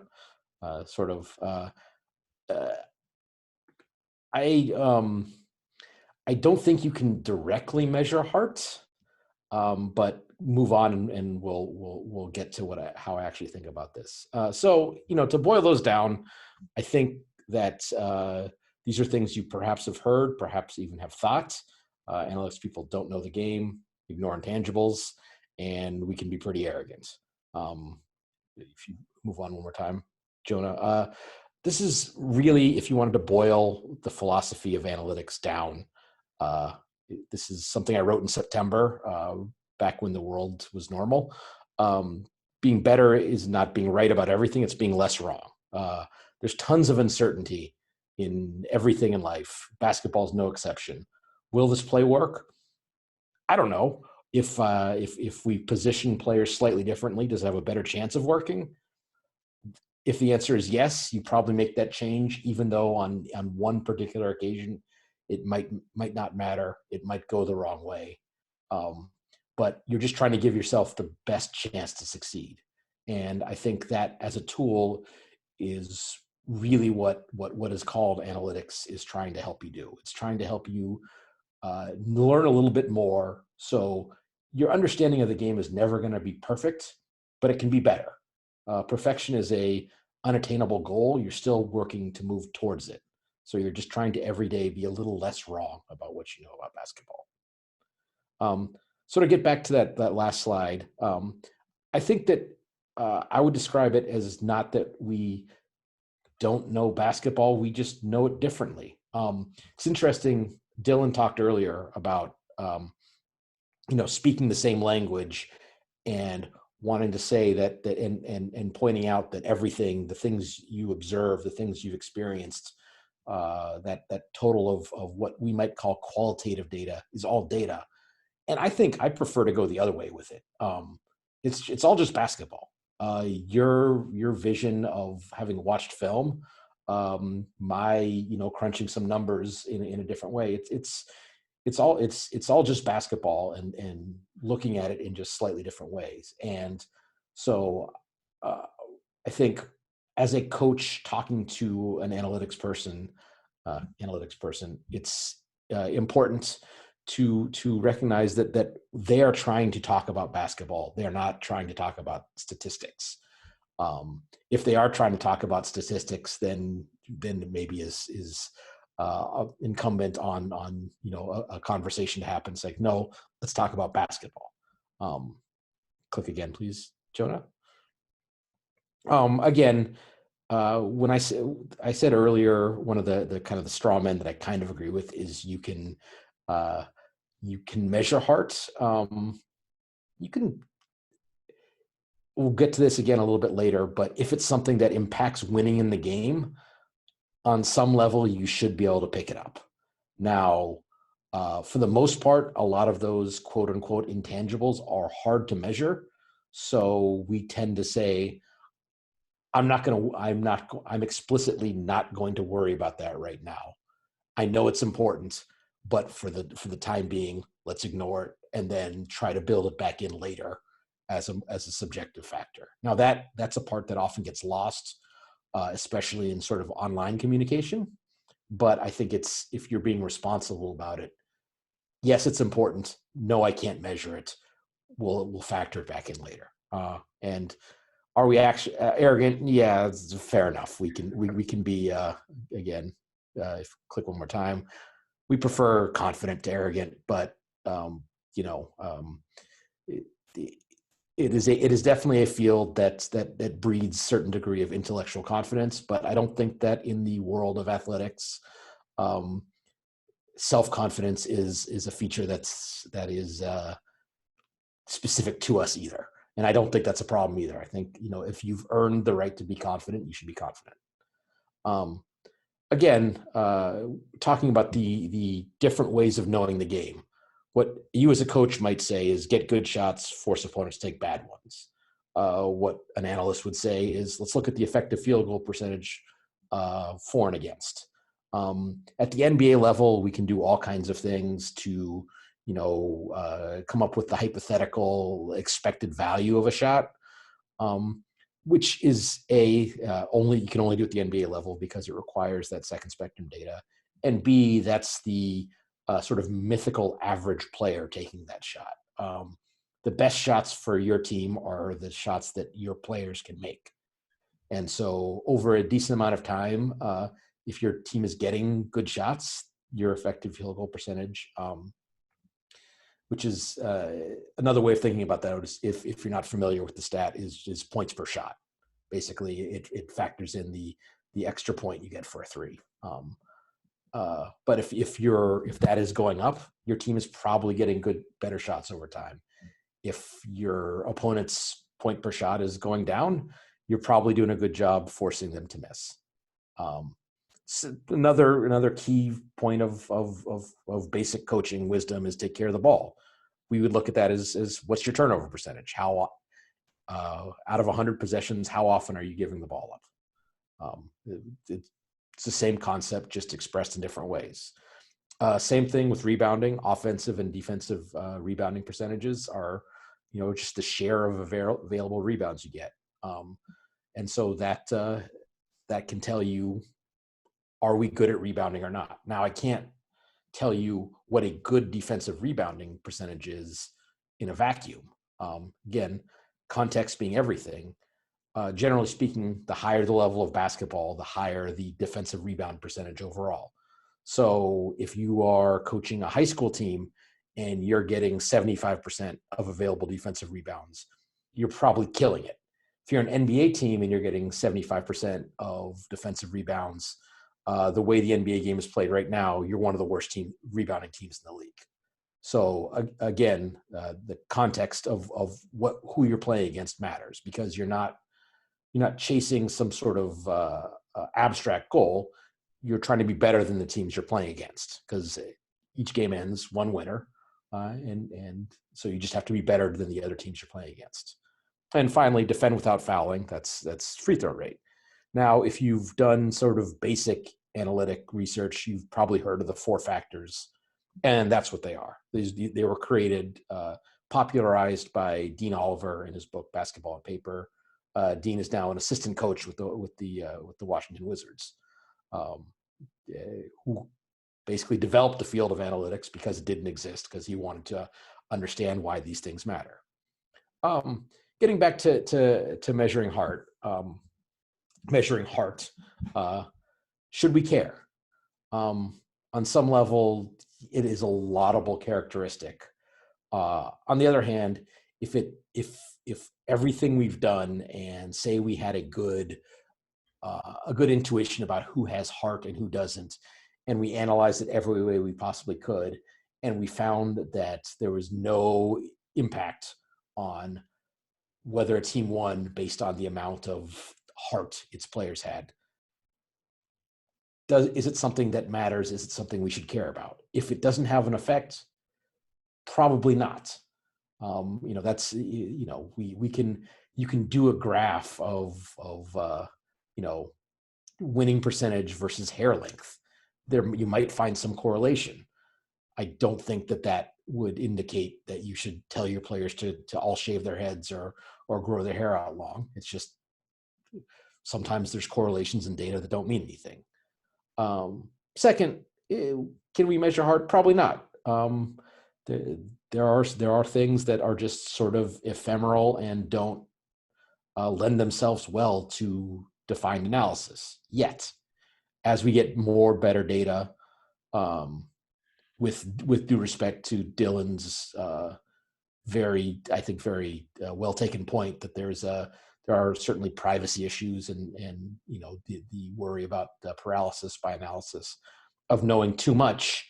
We're chipping away at the kinds of things we don't know. Third, and this is, I think, important, this is an error that I see teams, players, coaches make all the time, is you have one of these things that you can't explicitly measure, and you sort of fill in the blank with the best possible answer for your team. We can't measure culture, but we know our culture is the strongest, therefore. I think it's probably better to assume that in a group of high achievers where everyone's trying to do the same thing, assuming you're special and the best at it is probably both wrong and a good way to get yourself in trouble, to disappoint yourself. You're striving to be that, but you shouldn't count on that, is sort of what I'm saying. So I think if there's a larger point I have, it's that analytics are best used as a way of getting to the questions you want to ask, not necessarily the answers. We talked earlier, I think Clay's question earlier is a perfect example of that. While you may want the perfect, this is how this player will translate moving from the Sun Belt to the SEC, that might not be a possible answer, but I can give you an answer based on, some of the things I talked about earlier. How is this player likely to fit? How are the observations of his skill set, both from a basketball and from a statistical standpoint? How is that likely to transfer? That's an answer. It's not a perfect answer, but it's a better answer than I don't know, or let's just wing it. And in that way, asking the right questions is far more important from a process standpoint than getting the right answer on any one occasion. It's an art. It's not a science. It's called data science, but that's much more, I think Harrison said earlier that his time is spent primarily on the data assembly, getting everything together in a way that he can then do the analysis. That part is more scientific. That part is that's in some level what the computer is for. Interpreting what those things mean, that's in a large part, that's interpretation, that's discussion, that's argument. Just like coaching is, you take all of the things you see and observe and and you distill them down and you come up with the best decision. And The analytic process is no different than that done well. These are kind of, as an analyst, these are things that I would advise, for coaches who maybe haven't had a ton of experience working with analysts, and how you might develop that either working with existing analysts you might have with your team if you work at a pro or high college level, or at maybe a lower college level if you're trying to get some support from your student body, or at the high school level, trying to kind of do it yourself a little bit. The first thing is start early. These things take time to do right. They're going to require some iteration just to make sure that everyone is, as I think everyone who's spoken before me has talked about, you have to be speaking the same language. So start early. Give yourself time to work through some of those kind of natural miscommunications.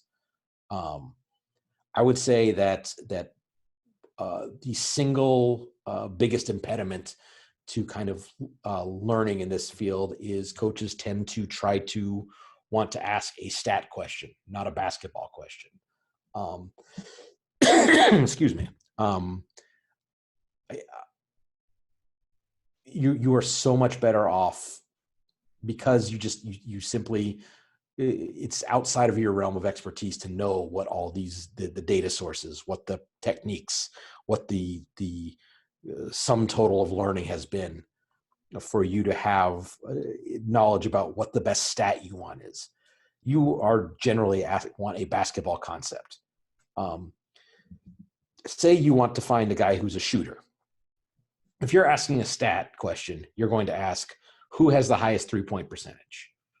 That's not the same thing as who is the best shooter. There are players every year who shoot a higher percentage from three than Steph Curry. But if you build in the shots Steph is taking, he is quite clearly one of the very best shooters. So, but asking who is the best shooter requires me, the analyst, to take that into consideration and tell you, okay, I think Steph is the best shooter, and here's why. Excuse me. And that's where the conversation comes in. We're having a basketball conversation. Okay, Steph takes these, he crosses over, pulls up. This is a very difficult shot at the NBA level. I can tell you exactly how difficult, and compared to the shots he takes, he makes much more of them than anyone else. And we can talk through that, and hopefully as part of that, you gain an understanding of not just that he is the best shooter, but why he is. And, if you're, maybe game planning against him, knowing that possibly helps you in terms of how do you stop that. Check your biases. And by this, I mean, there's going to be times where you ask a question and the result is something you weren't expecting. The natural response is, oh, that's wrong. I know better than that. Maybe, but if you're coming to use this other tool, you need to fight hard against that natural, oh, no, that's wrong reaction. This is something that is hard for people to do in any field of life. If you read any bit of cognitive psychology, challenging your own biases is very tough. I could probably have a whole slide just saying, do this over and over again. But I think it's just something, if there's one thing to keep in mind, it's, have a little bit of an open mind and listen to what the analyst is actually saying. If they can explain a basketball reason why they think something, take it under advisement. You might not agree, but you have at least given it kind of that fair shot to kind of percolate into your overall decision making. And last one, the expression, give a man a fish, he eats it for a day, learn to fish, eats for life. This gets back earlier to the points of starting early, having a conversation. If you're working with a team, whether it's an analyst at the pro level, a grad assistant at the college level, anything like that, come up with some kind of signpost metrics that you think that, okay, these are things we think are important and we're going to track them all season. And now I know where to find them. So I can, save that trouble of, if I just want a quick check-in, how are we doing on rebounding? How are we doing on rebounding with this lineup on the floor? We've built those systems in place so that I can just check that at a glance. I don't have to ask my analyst to go pull those for me. I can just give it a quick look. Now, when I say learn to fish slowly, the most dangerous amount of knowledge in the world is a little bit of knowledge.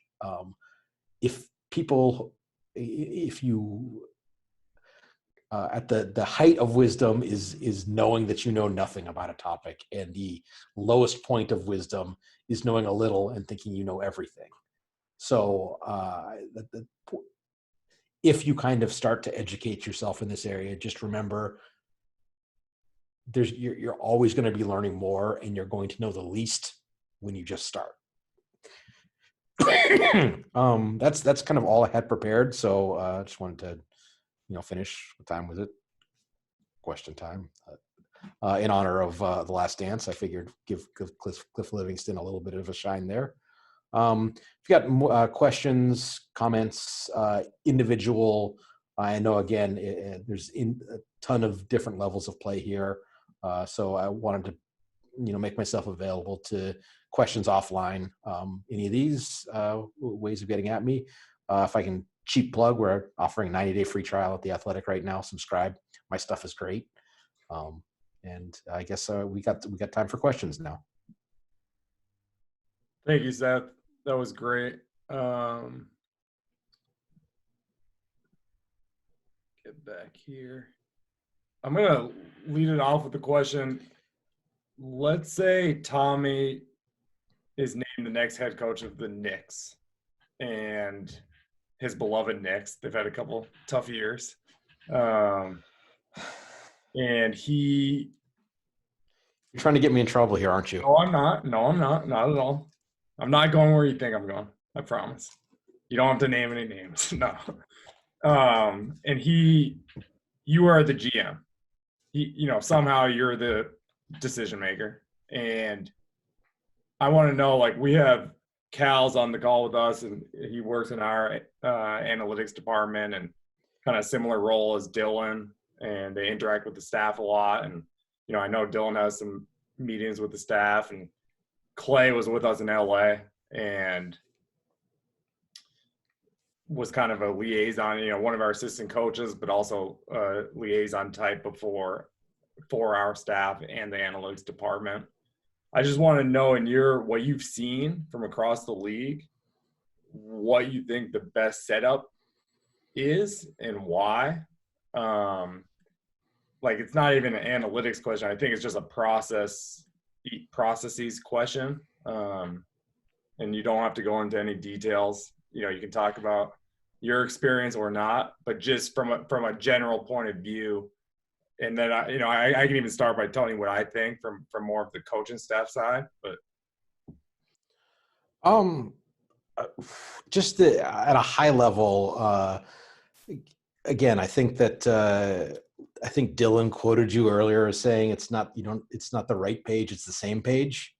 And I think regardless, that's if the front office wants to be data driven and the coaching staff doesn't, that's probably a problem. If both don't care, I think that's a mistake, but it's probably okay.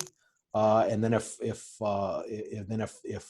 you really want to, if a front office or the overall leadership group is making that a key point for the organization, that's something that has to come into play when you're hiring the coach to begin with. Just again, to make sure that we can all work together in a way that makes sense, and we can all again, it's almost cliche at this point, but we can all speak the same language. So following that up, so I guess it's almost like a which comes first, the chicken or the egg type thing, because in my opinion, I hear exactly what you're saying and it makes total sense, but are we leaning on the numbers to drive how we want to play or who we want to hire, or do we have a belief in how we want to play based on, the way we feel about the game, and then line up the numbers with that. Yes. No, again, no, but seriously, it's the coach, you've as a coach, you've gotten to a point by doing things a certain way and saying, okay, now you've been successful enough to reach this point. Now change everything. That's dumb. That's not, if you're hiring someone to do that, you're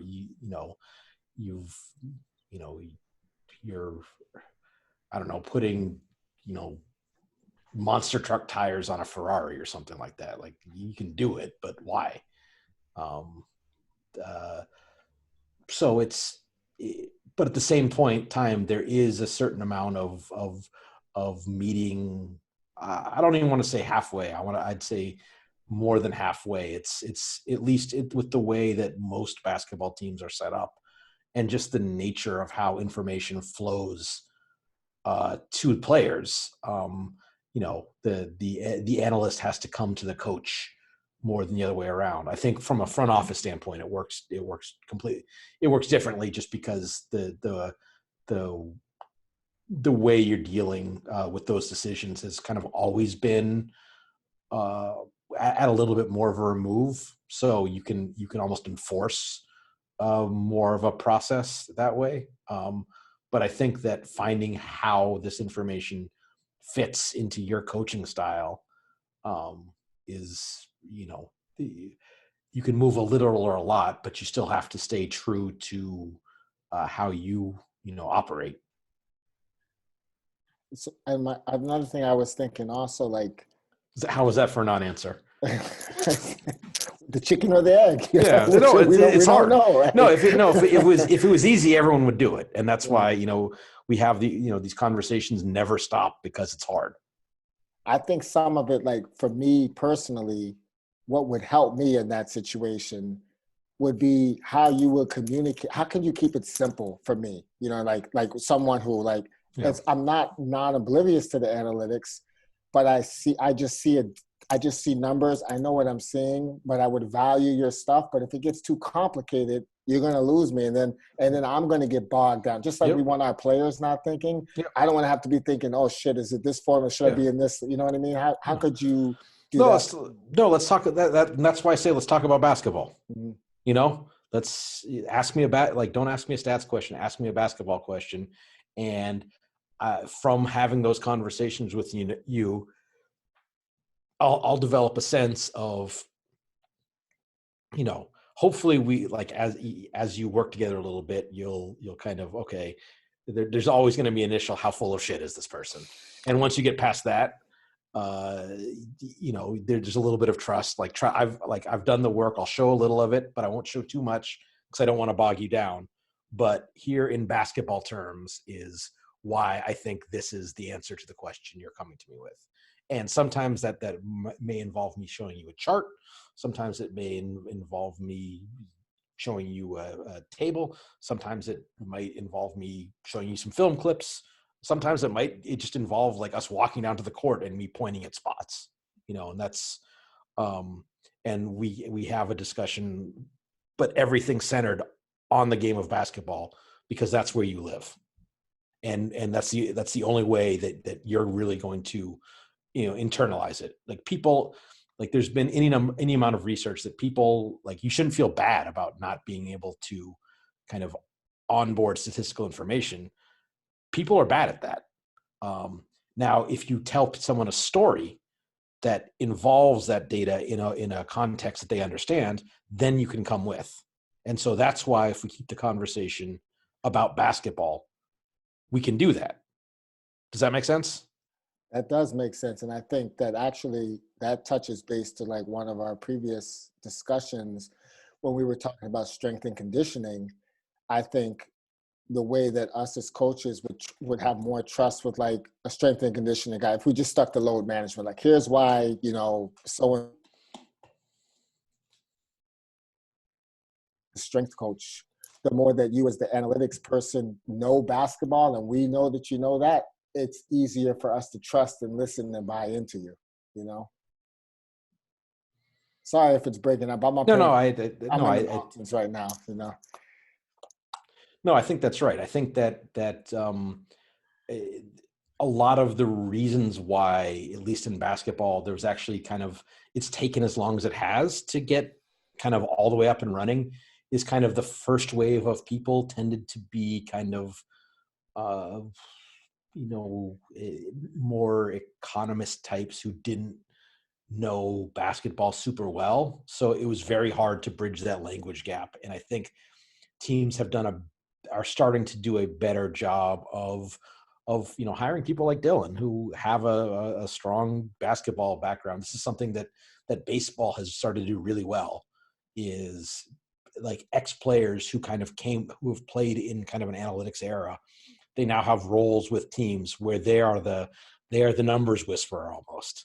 Like they know enough of the data work and how that stuff kind of works to talk to the engineers, the data scientists, and then go over to a pitcher, and the pitcher may or may not care about spin rate, but he can say, no, if you grip your curveball this way, you'll get a couple extra inches break. Okay, I get that. And I immediately intuit why that can help. And I think we're getting better at that in basketball, but I don't think it's been completely successful yet. Cool. Couple more questions.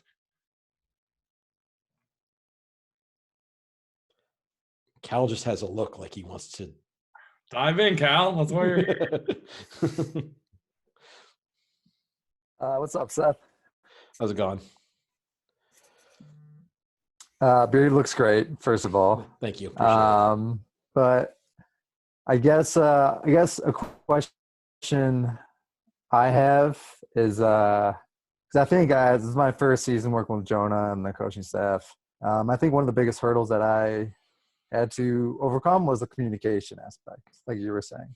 And so I think I agree with the point about asking basketball questions. I think that actually bridges the gap a ton. But inevitably, there will be some stats questions that come from the coaches to the analysts. And so how do you handle it when the stats questions do come? Sorry if I broke up a little bit. Did you get all that? Sure. No, I mean, I think that that's one, if it's something where it is a stat that exists, that's sort of a teach to fish situation where it's like, okay, is that like, is this something that you guys think is important? You want to know on a daily basis? I know you guys are pretty well resourced in terms of what you can actually do. And so you find some things like that, and then it's just something you automate, and it's an email that they get or a text that they get every morning that has that statistical rundown, and then they kind of know where to find it, and hopefully in the course of that discussion have maybe they're asking kind of this, not exactly the best stat to get the basketball concept you want, but maybe that's your chance to kind of talk that through a little bit. And that's not always you have to have a feel for when, no, I just want the stat, and no, I'm not going to tell you why, but figuring out when you can guide that a little bit, and when it's just, okay, this is what they want, this is important, let me make it as easy as possible. If for no other reason than I'm not taking my time up, every day answering the same question, let me just, press a button and it happens. I think to jump on that also, if I can just jump back in here, like one of the things I learned was, and this is not like the magic, but just like generally, is not only do you have to give coaches like what they ask for, you have to give them what they want, right? Because what they ask for isn't necessarily what they want, right? They might say like, hey, who has the most steals per game in the league? And you're like, really, they want steal rate. So like, you'll give them steal per game, annual rate. And then you slowly just be like, here's what you asked for. Here's what I think might be a better version of that. And then now you can like slowly kind of move the dial over. And so that's kind of like one easy like communication way to that gap I've found. Yeah, that makes a lot of sense. Thanks.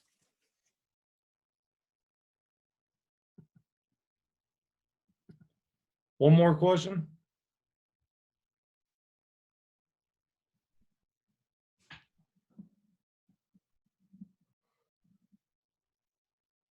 When do he and I interview for the next job? You I'll don't make the want that. call. Stay as a fan. Listen, I could use the money. All right. What are you gonna do? Fire me? You know? The best possible. They hire you for 4 Exactly. years and then And I can move back to the mountains. You know. How much are you going to donate to C3? Oh, I will fully fund C3. How about that? We'll even add another C in there, cash. How about that one? There you go. Perfect. Any last questions? So, last question, Jonah. So hypothetical for you, Seth. sure. This I think would only pertain to the NBA game, not the collegiate game. But let's say you've got a front office who's drafted, certain personnel. It doesn't matter who they are or what they are, and you're in a kind of a rebuild situation where you're trying to get guys experience, and the front office sees a particular play, a particular player, let's say, as a small forward, and so they've asked you to play him at that position. But when you play him at that position, you get killed because he's not ready to play that position. And the analytics people may be frustrated unless they're bought into the long haul. Fans are frustrated, say, like, why do you play that guy at that position? Because you get killed when you do it. But the front office is, and coaches, let's be honest, and with the exception of just a few places in the NBA, oftentimes the front office will forcefully dictate who plays, how Suggests. much. Suggests. Suggest? Is that the word? Is that the analytical word? Yeah. So, like, if you're a coach,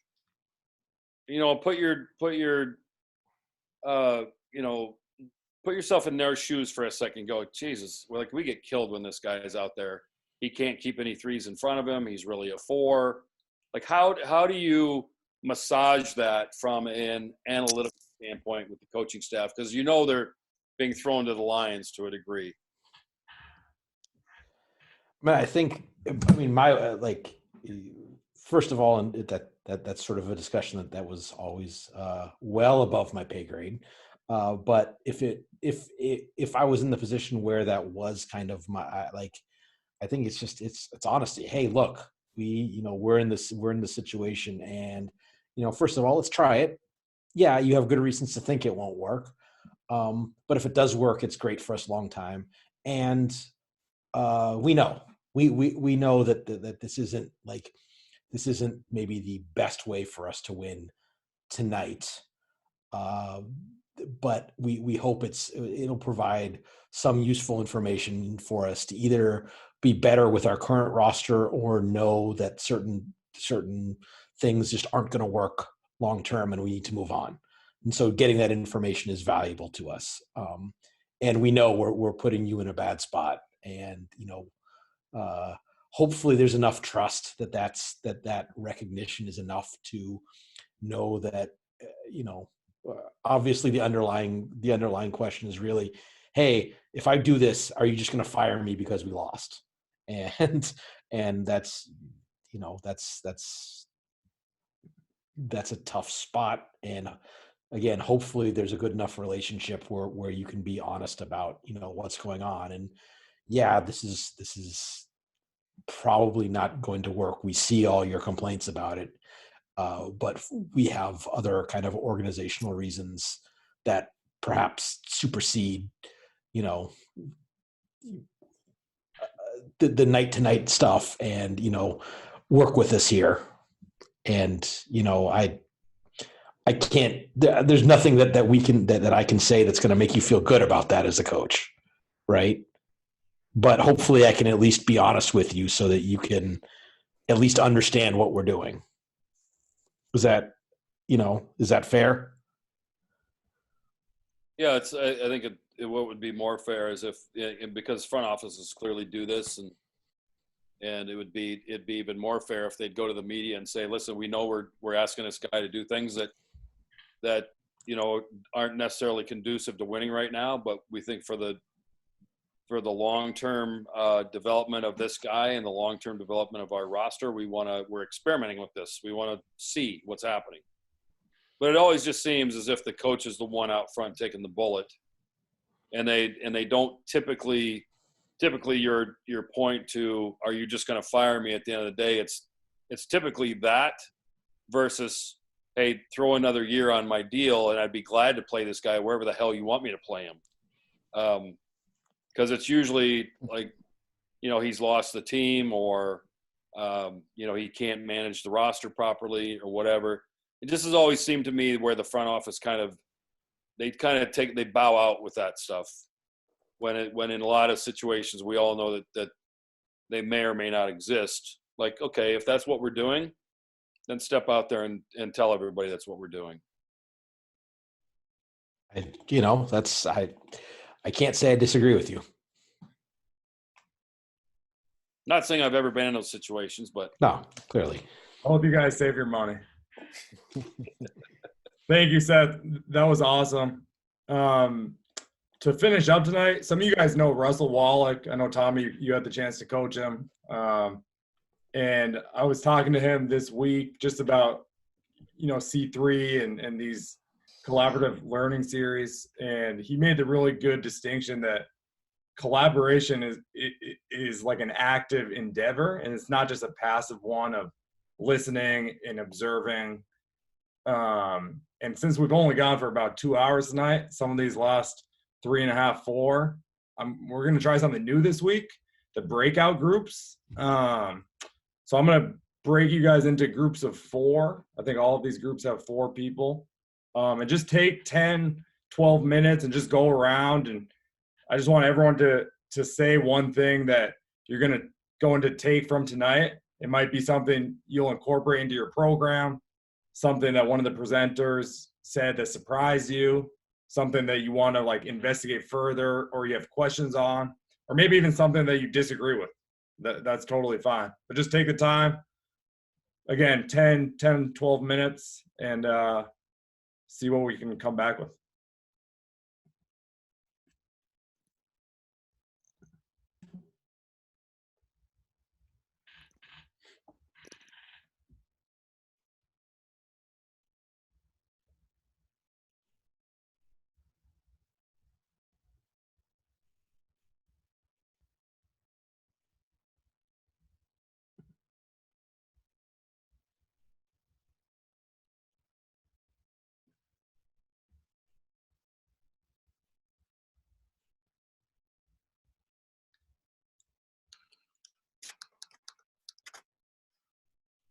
I think you guys have to click accept maybe,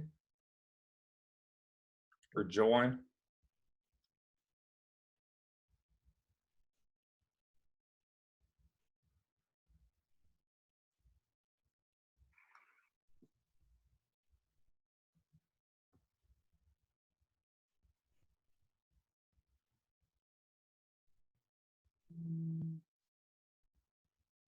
Harrison, is there something that you can join? It just kicked me out for some reason. It said I hit some sort of limit on my connection or something. Okay. It said a second ago, and then my thing just quit out. Let me try to. I'm going to move you, and then I'm going to move you back. Were you going to say reassign me? Does it have something that you can hit join breakout room? It said it a second ago, and then my whole thing shut down. Okay. What if you go out and then I'll let you back in? Just exit. I'll do it back again. I'll do it again. Okay.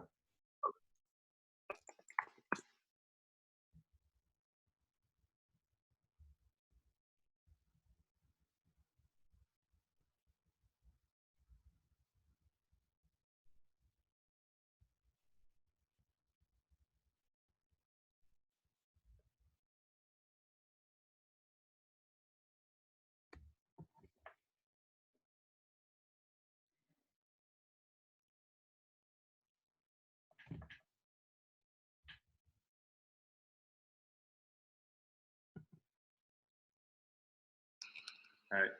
Okay.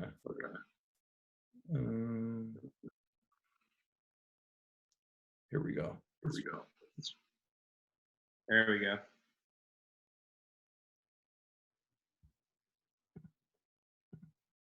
Like, I think the person that can figure out how to kind of correlate that will be really successful. So I think using analytics and the style that they want to play obviously is really great. Like, what do you do with a guy that is like that in terms of he hits that wall and he's still part of your program and you have to figure out a way to make him effective, and then obviously identifying that wall and attacking it. Then how do you make him better, right? And that's obviously your challenge. One thing that stood out for us is, doesn't matter where you're at. Like that rebounding is something that translates no matter what. So those are the things that we always end up looking for, and obviously, shooting as well. Yeah, without a doubt. Without a doubt. And so like that's what I found to be the biggest help. Even if like I'm not the smartest person in the room, like the smartest person in the room is Coach Cliff, and then the other data science people I work with, I'm just like the conduit of their two minds like coming together almost. I think the communication piece is so huge. And I'm an open-minded person anyway, but I really feel like I would be so much, I'm just thinking about it, being honest, I'd be so much more receptive listening to someone who I knew played the game or understood the game and then spoke to me as you did. It really impacted me just listening to you. Not that I wasn't going to not listen, because I've been on the long versions of these, but you're both from New York also. But it just, he could be on staff with us too. Make the call, Jonah. Make the call. We'll take the team. Don't worry about it. We'll take, but it was really a good. I really got a lot from it. And like I always tell young coaches coming up, like I'm like, listen, you got to know this stuff because this is going to get asked to you on an interview. You know what I mean? Like, so even if you can't speak the language of it, you are kind of eliminating yourself from the process in a lot of ways. And I've been trying to figure out like how to grapple with. I mean, I'm a Division III and what have you, but like I just want to be the best I can be and challenge myself to get. But also just in general terms, how you've seen that process evolve. If you can touch on that a little bit. I'll start with kind of how it works for us in Sacramento for the most part. Calvin and I are probably the two that meet and talk numbers the most out of anybody in the organization. Often I'll be the one that will share that with Luke or the coaching staff. Sometimes I may go to Calvin with a particular project or a question that we want to have answered. Sometimes Calvin may have something that he wants to share that he thinks interesting, and then we'll, a lot of the times that conversation, that debate, whatever that may be, will happen between him and I before, it gets to the coaching group. The thing that I personally see, this is, again, I spent 25 years as a head coach, so I've always seen analytics as part of a support team. So analytics for us is a service provider, and usually the way it works best, in my opinion, is when coaches have questions. It's possible not. Hey, buddy. To not think of like film and analytics as different. It's just it's information. It's basketball information, and if you can find the more ways you can find to treat them not as different things, just different, okay, well, you look at a guy's shooting percentage, you look at a guy's rebounding. Okay. It's no different that if you're looking at his numbers versus looking at his film, you're trying to paint the whole picture. And that's just, a different brush, different color palette, but it can paint a richer picture. And I think that's in sort of the way it's communicated, that sort of wedge that's gotten driven between has really hurt that communication, when it really should be, you should really be able to have, like, if you have the trust to be able to have a frank conversation, about opinions about basketball, it should be great. But instead, it's just like, oh, you idiot! No, you don't care about basketball. It just that kind of thing gets in the way of what should be a better kind of exchange of ideas to get to a better solution. But I've said too much already. No, that's very true. So, Coach, let me ask you: do you have kind of, you have your, I imagine you have kind of your keys to winning that, like you, these are the things we're going to live by game in and game out. I imagine you have to have those, maybe if not on a statistical level, just as a, here's what we're focused on night in and night out. Right. Yeah. And so that, like, I think that would be, and apologies if I'm turning this into like a classroom session or something like that. I'm not. No, not or apologize. It's awesome. Yeah. We're all here to see. Yeah. No, I think that's where those are the things you, okay, I care about our activity on the offensive boards, our defensive transition, and getting into our offense early. So, hello, sophomore computer science student. What can you do to set me up to help us out? So I can have, the morning after a game, maybe if we're really good at it, maybe at halftime can have, something that I can look at and say, oh yeah, we games easier and we win more. So and like Luke, I'm sure you've seen this a lot where like coaches just like put stats on the board and they just like yell the same thing over and over at you, and you're like, I don't care. Like, you're telling me this 100 times, and like, then that's the job of the coach, right? To like figure out what you care about and connect with you, whether it's the film or analytics or whatever, to motivate you to change your behavior. And if you're not changing your behavior and they just yell at you, like, they're fucking up, not you. Yeah, we had a lot this year just of like trying to take like, sort of like analytically advantageous shots, but so many guys like natural instincts were kind of, well, like a lot of times it's like guys are just in spots where it's like they didn't really play that way before, or like they don't inherently take those shots. And so like, yeah, when they would just like say to do it over and over again, it's like you're not meeting them where they are and what's actually going to like get you to want to change it whatsoever. And so it's like, yeah, I really felt like we're so much as like, no, it's like it's all right if you're taking some like mid-range jumper sometimes. It's like we want to try to get like a layup or like a great shot before we get to that one, and you can take that like when we need to. It's like, there's the ability to actually communicate where guys are gonna like take it for like not like just you just telling them what to do, but like actually for your own good was like I feel like we really like met that point very well. And yeah, it's hard, right? Because it's like you're also giving one message to 15 guys. It's very hard to give 15 messages to 15 different guys. But it's like the other thing, like the average, I mean, I know I have 8 seconds to say this, but like the average NBA games margin of victory is like 1.5 points. So if you change one shot, like you win games. That's it.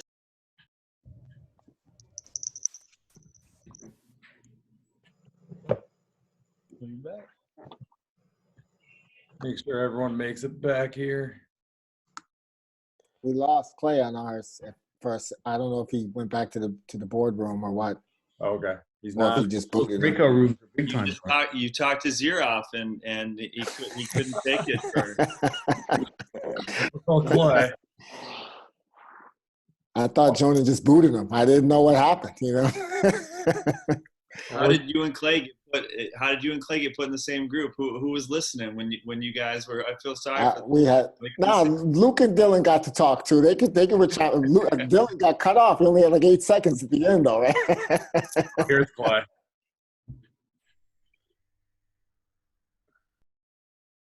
Yeah, I just told Luke to take more threes. So Boy, let them all be happy. I think that was good. I know these sessions have gotten bigger than the first few weeks, and I think doing that is just a good way. A lot of people turn their, are muted the whole time, and the cameras are off the whole time. So I think this is a really good way to be proactive and make sure collaboration is happening. Before we finish, can we just have like one or two people from each group just share something that maybe someone else said that you liked? I think that would be good, just so not everyone was in every group. So you just kind of go popcorn style. Maybe just say one or two things from each group.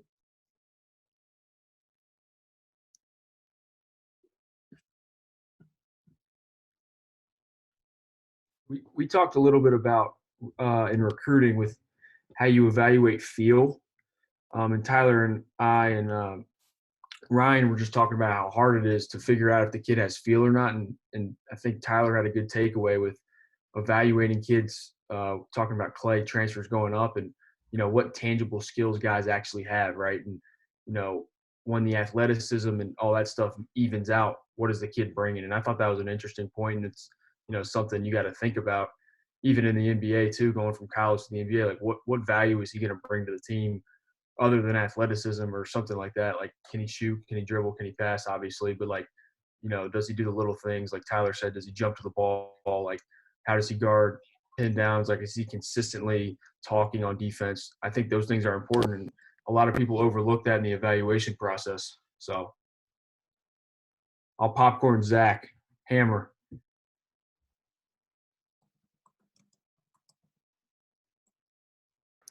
Appreciate that, Pat.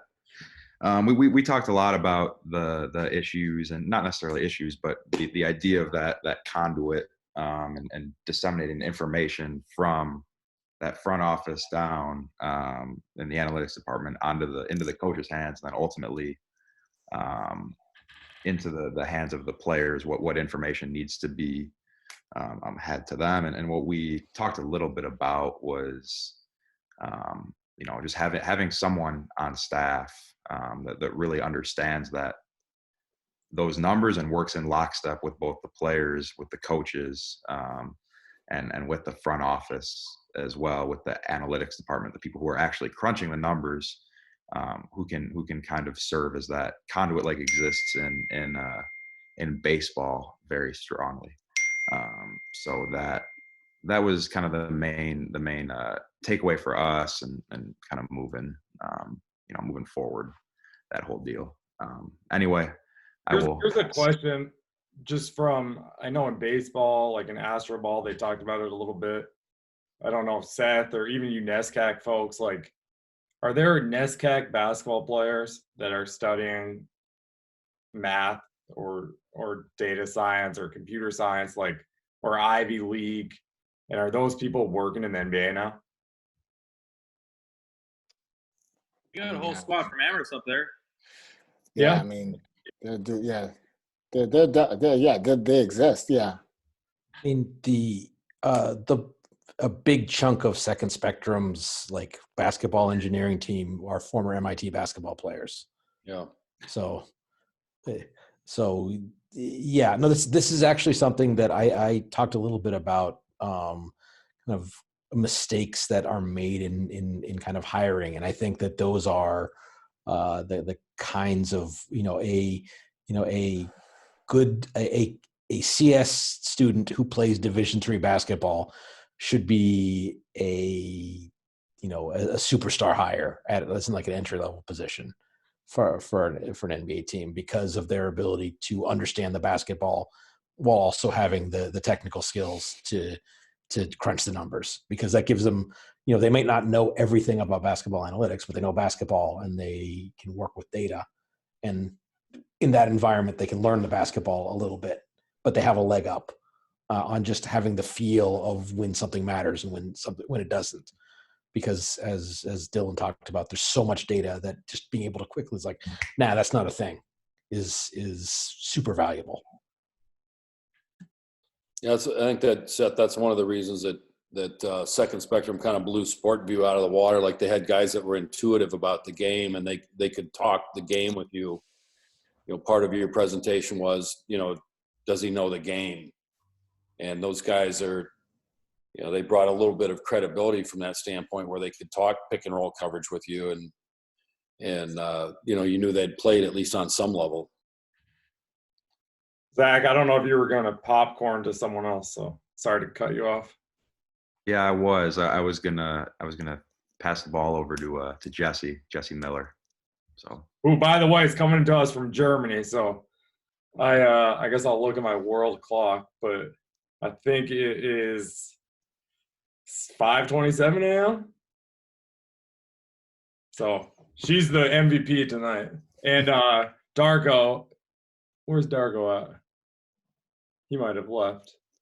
But His we had coffee must have ran out. Yeah. We had Because mine did. from Europe with us tonight. So appreciate you guys. Jesse was also the MVP of our group too. I just want to add that. So go ahead, Jesse. Definitely not. I got to listen to Ryan and Roy a lot more in my group, just from their experiences. But yeah, Roy talked a little bit about just at Sacramento how their analytics and how he was bridging it for them, kind of between the analyst and to the head coach, and just really talked about that process of information, how important that can be. And then on top of that, a little bit how he could infiltrate that in his with their national team in Canada, in that system. Just a little bit about what we talked about. Save some for the rest of our group, I'll just popcorn it to Ryan. He can, take the hand off and run with it, No, that's really good. We also talked. Hearing from Roy was terrific, and then we talked a little bit. I thought Dylan and I, we've exchanged a while back some information just in regard to like the recruitment part of it as college coaches, and just the access to that information and like how to incorporate and use some of that a little bit better, and some potential questions to ask from that. So that was really good. I'll popcorn it to Zach Filson if his group hasn't spoken yet.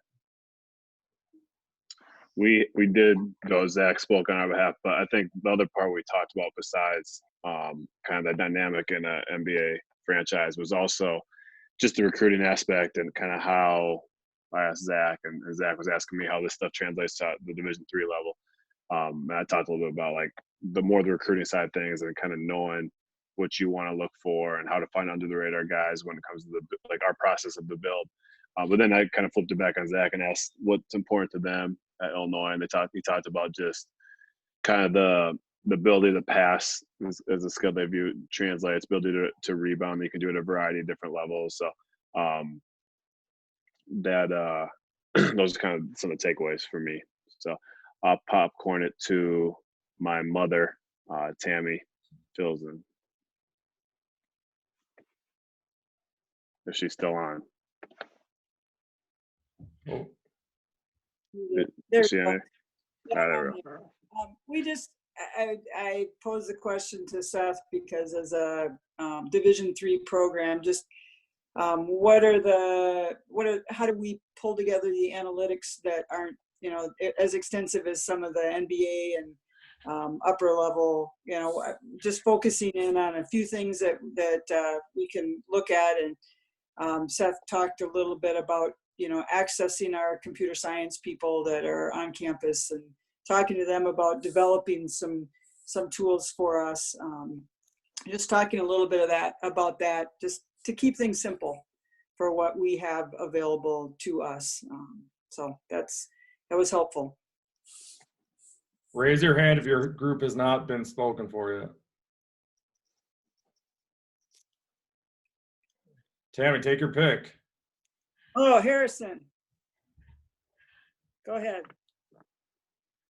One of the things that we discussed, I think it was pretty similar to what Zach's group talked about, I think was sort of the filtration of information down from the analytics team, like pretty much figuring out what are the most important things to get transitioned off to coaches and then therefore transitioned off to players. One of the things that actually I brought up sort of piggybacking off of that was not just outflow of data, but also inflow of data. So what actually gets input to the analysts and into models. One of the things that Dylan brought up was how much spec and spectrum data we have, and also some of the new pose related data that's coming in, which poses a really difficult computing situation at a certain point.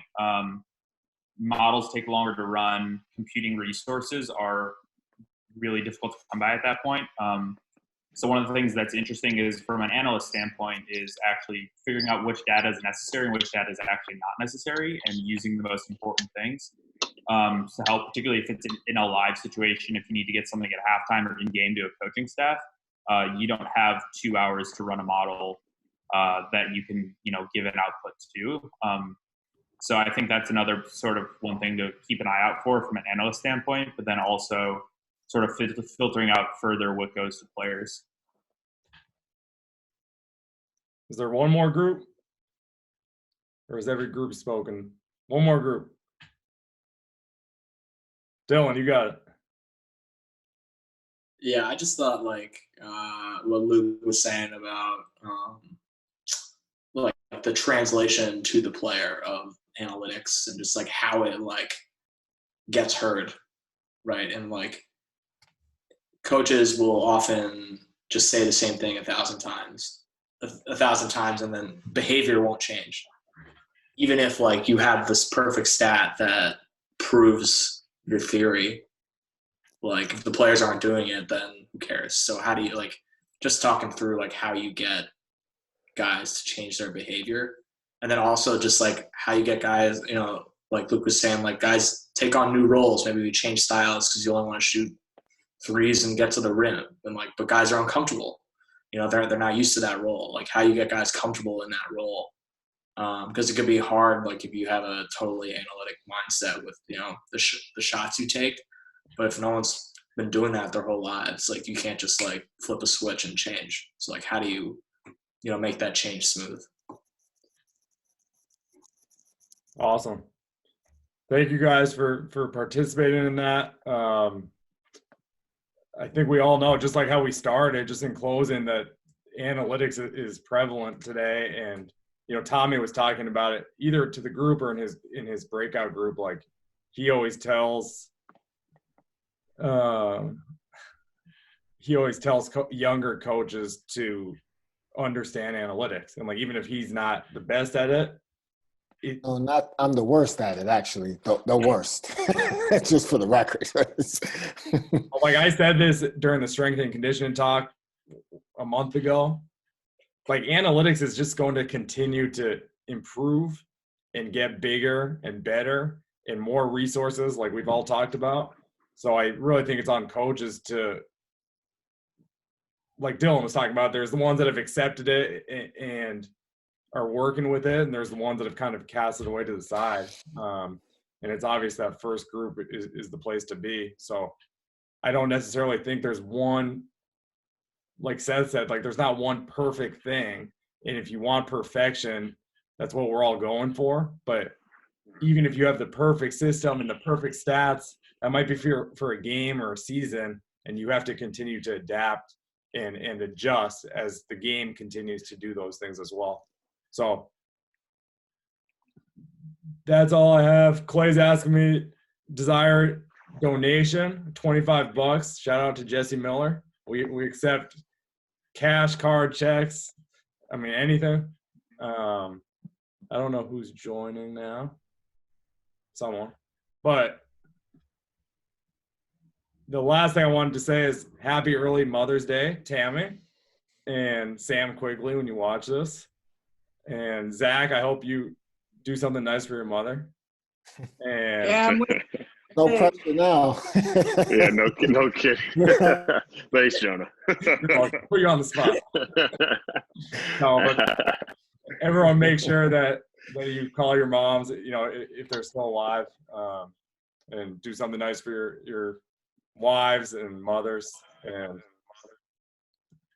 and enjoy episode 7 and 8 of The Last Dance. That's a nice nightcap for Mother's Day. And I'll send out a link to this video in the next day or two, and the material that everyone sent, and a contact list, all of that. So just let me know if anyone has any questions, and we'll be back next week.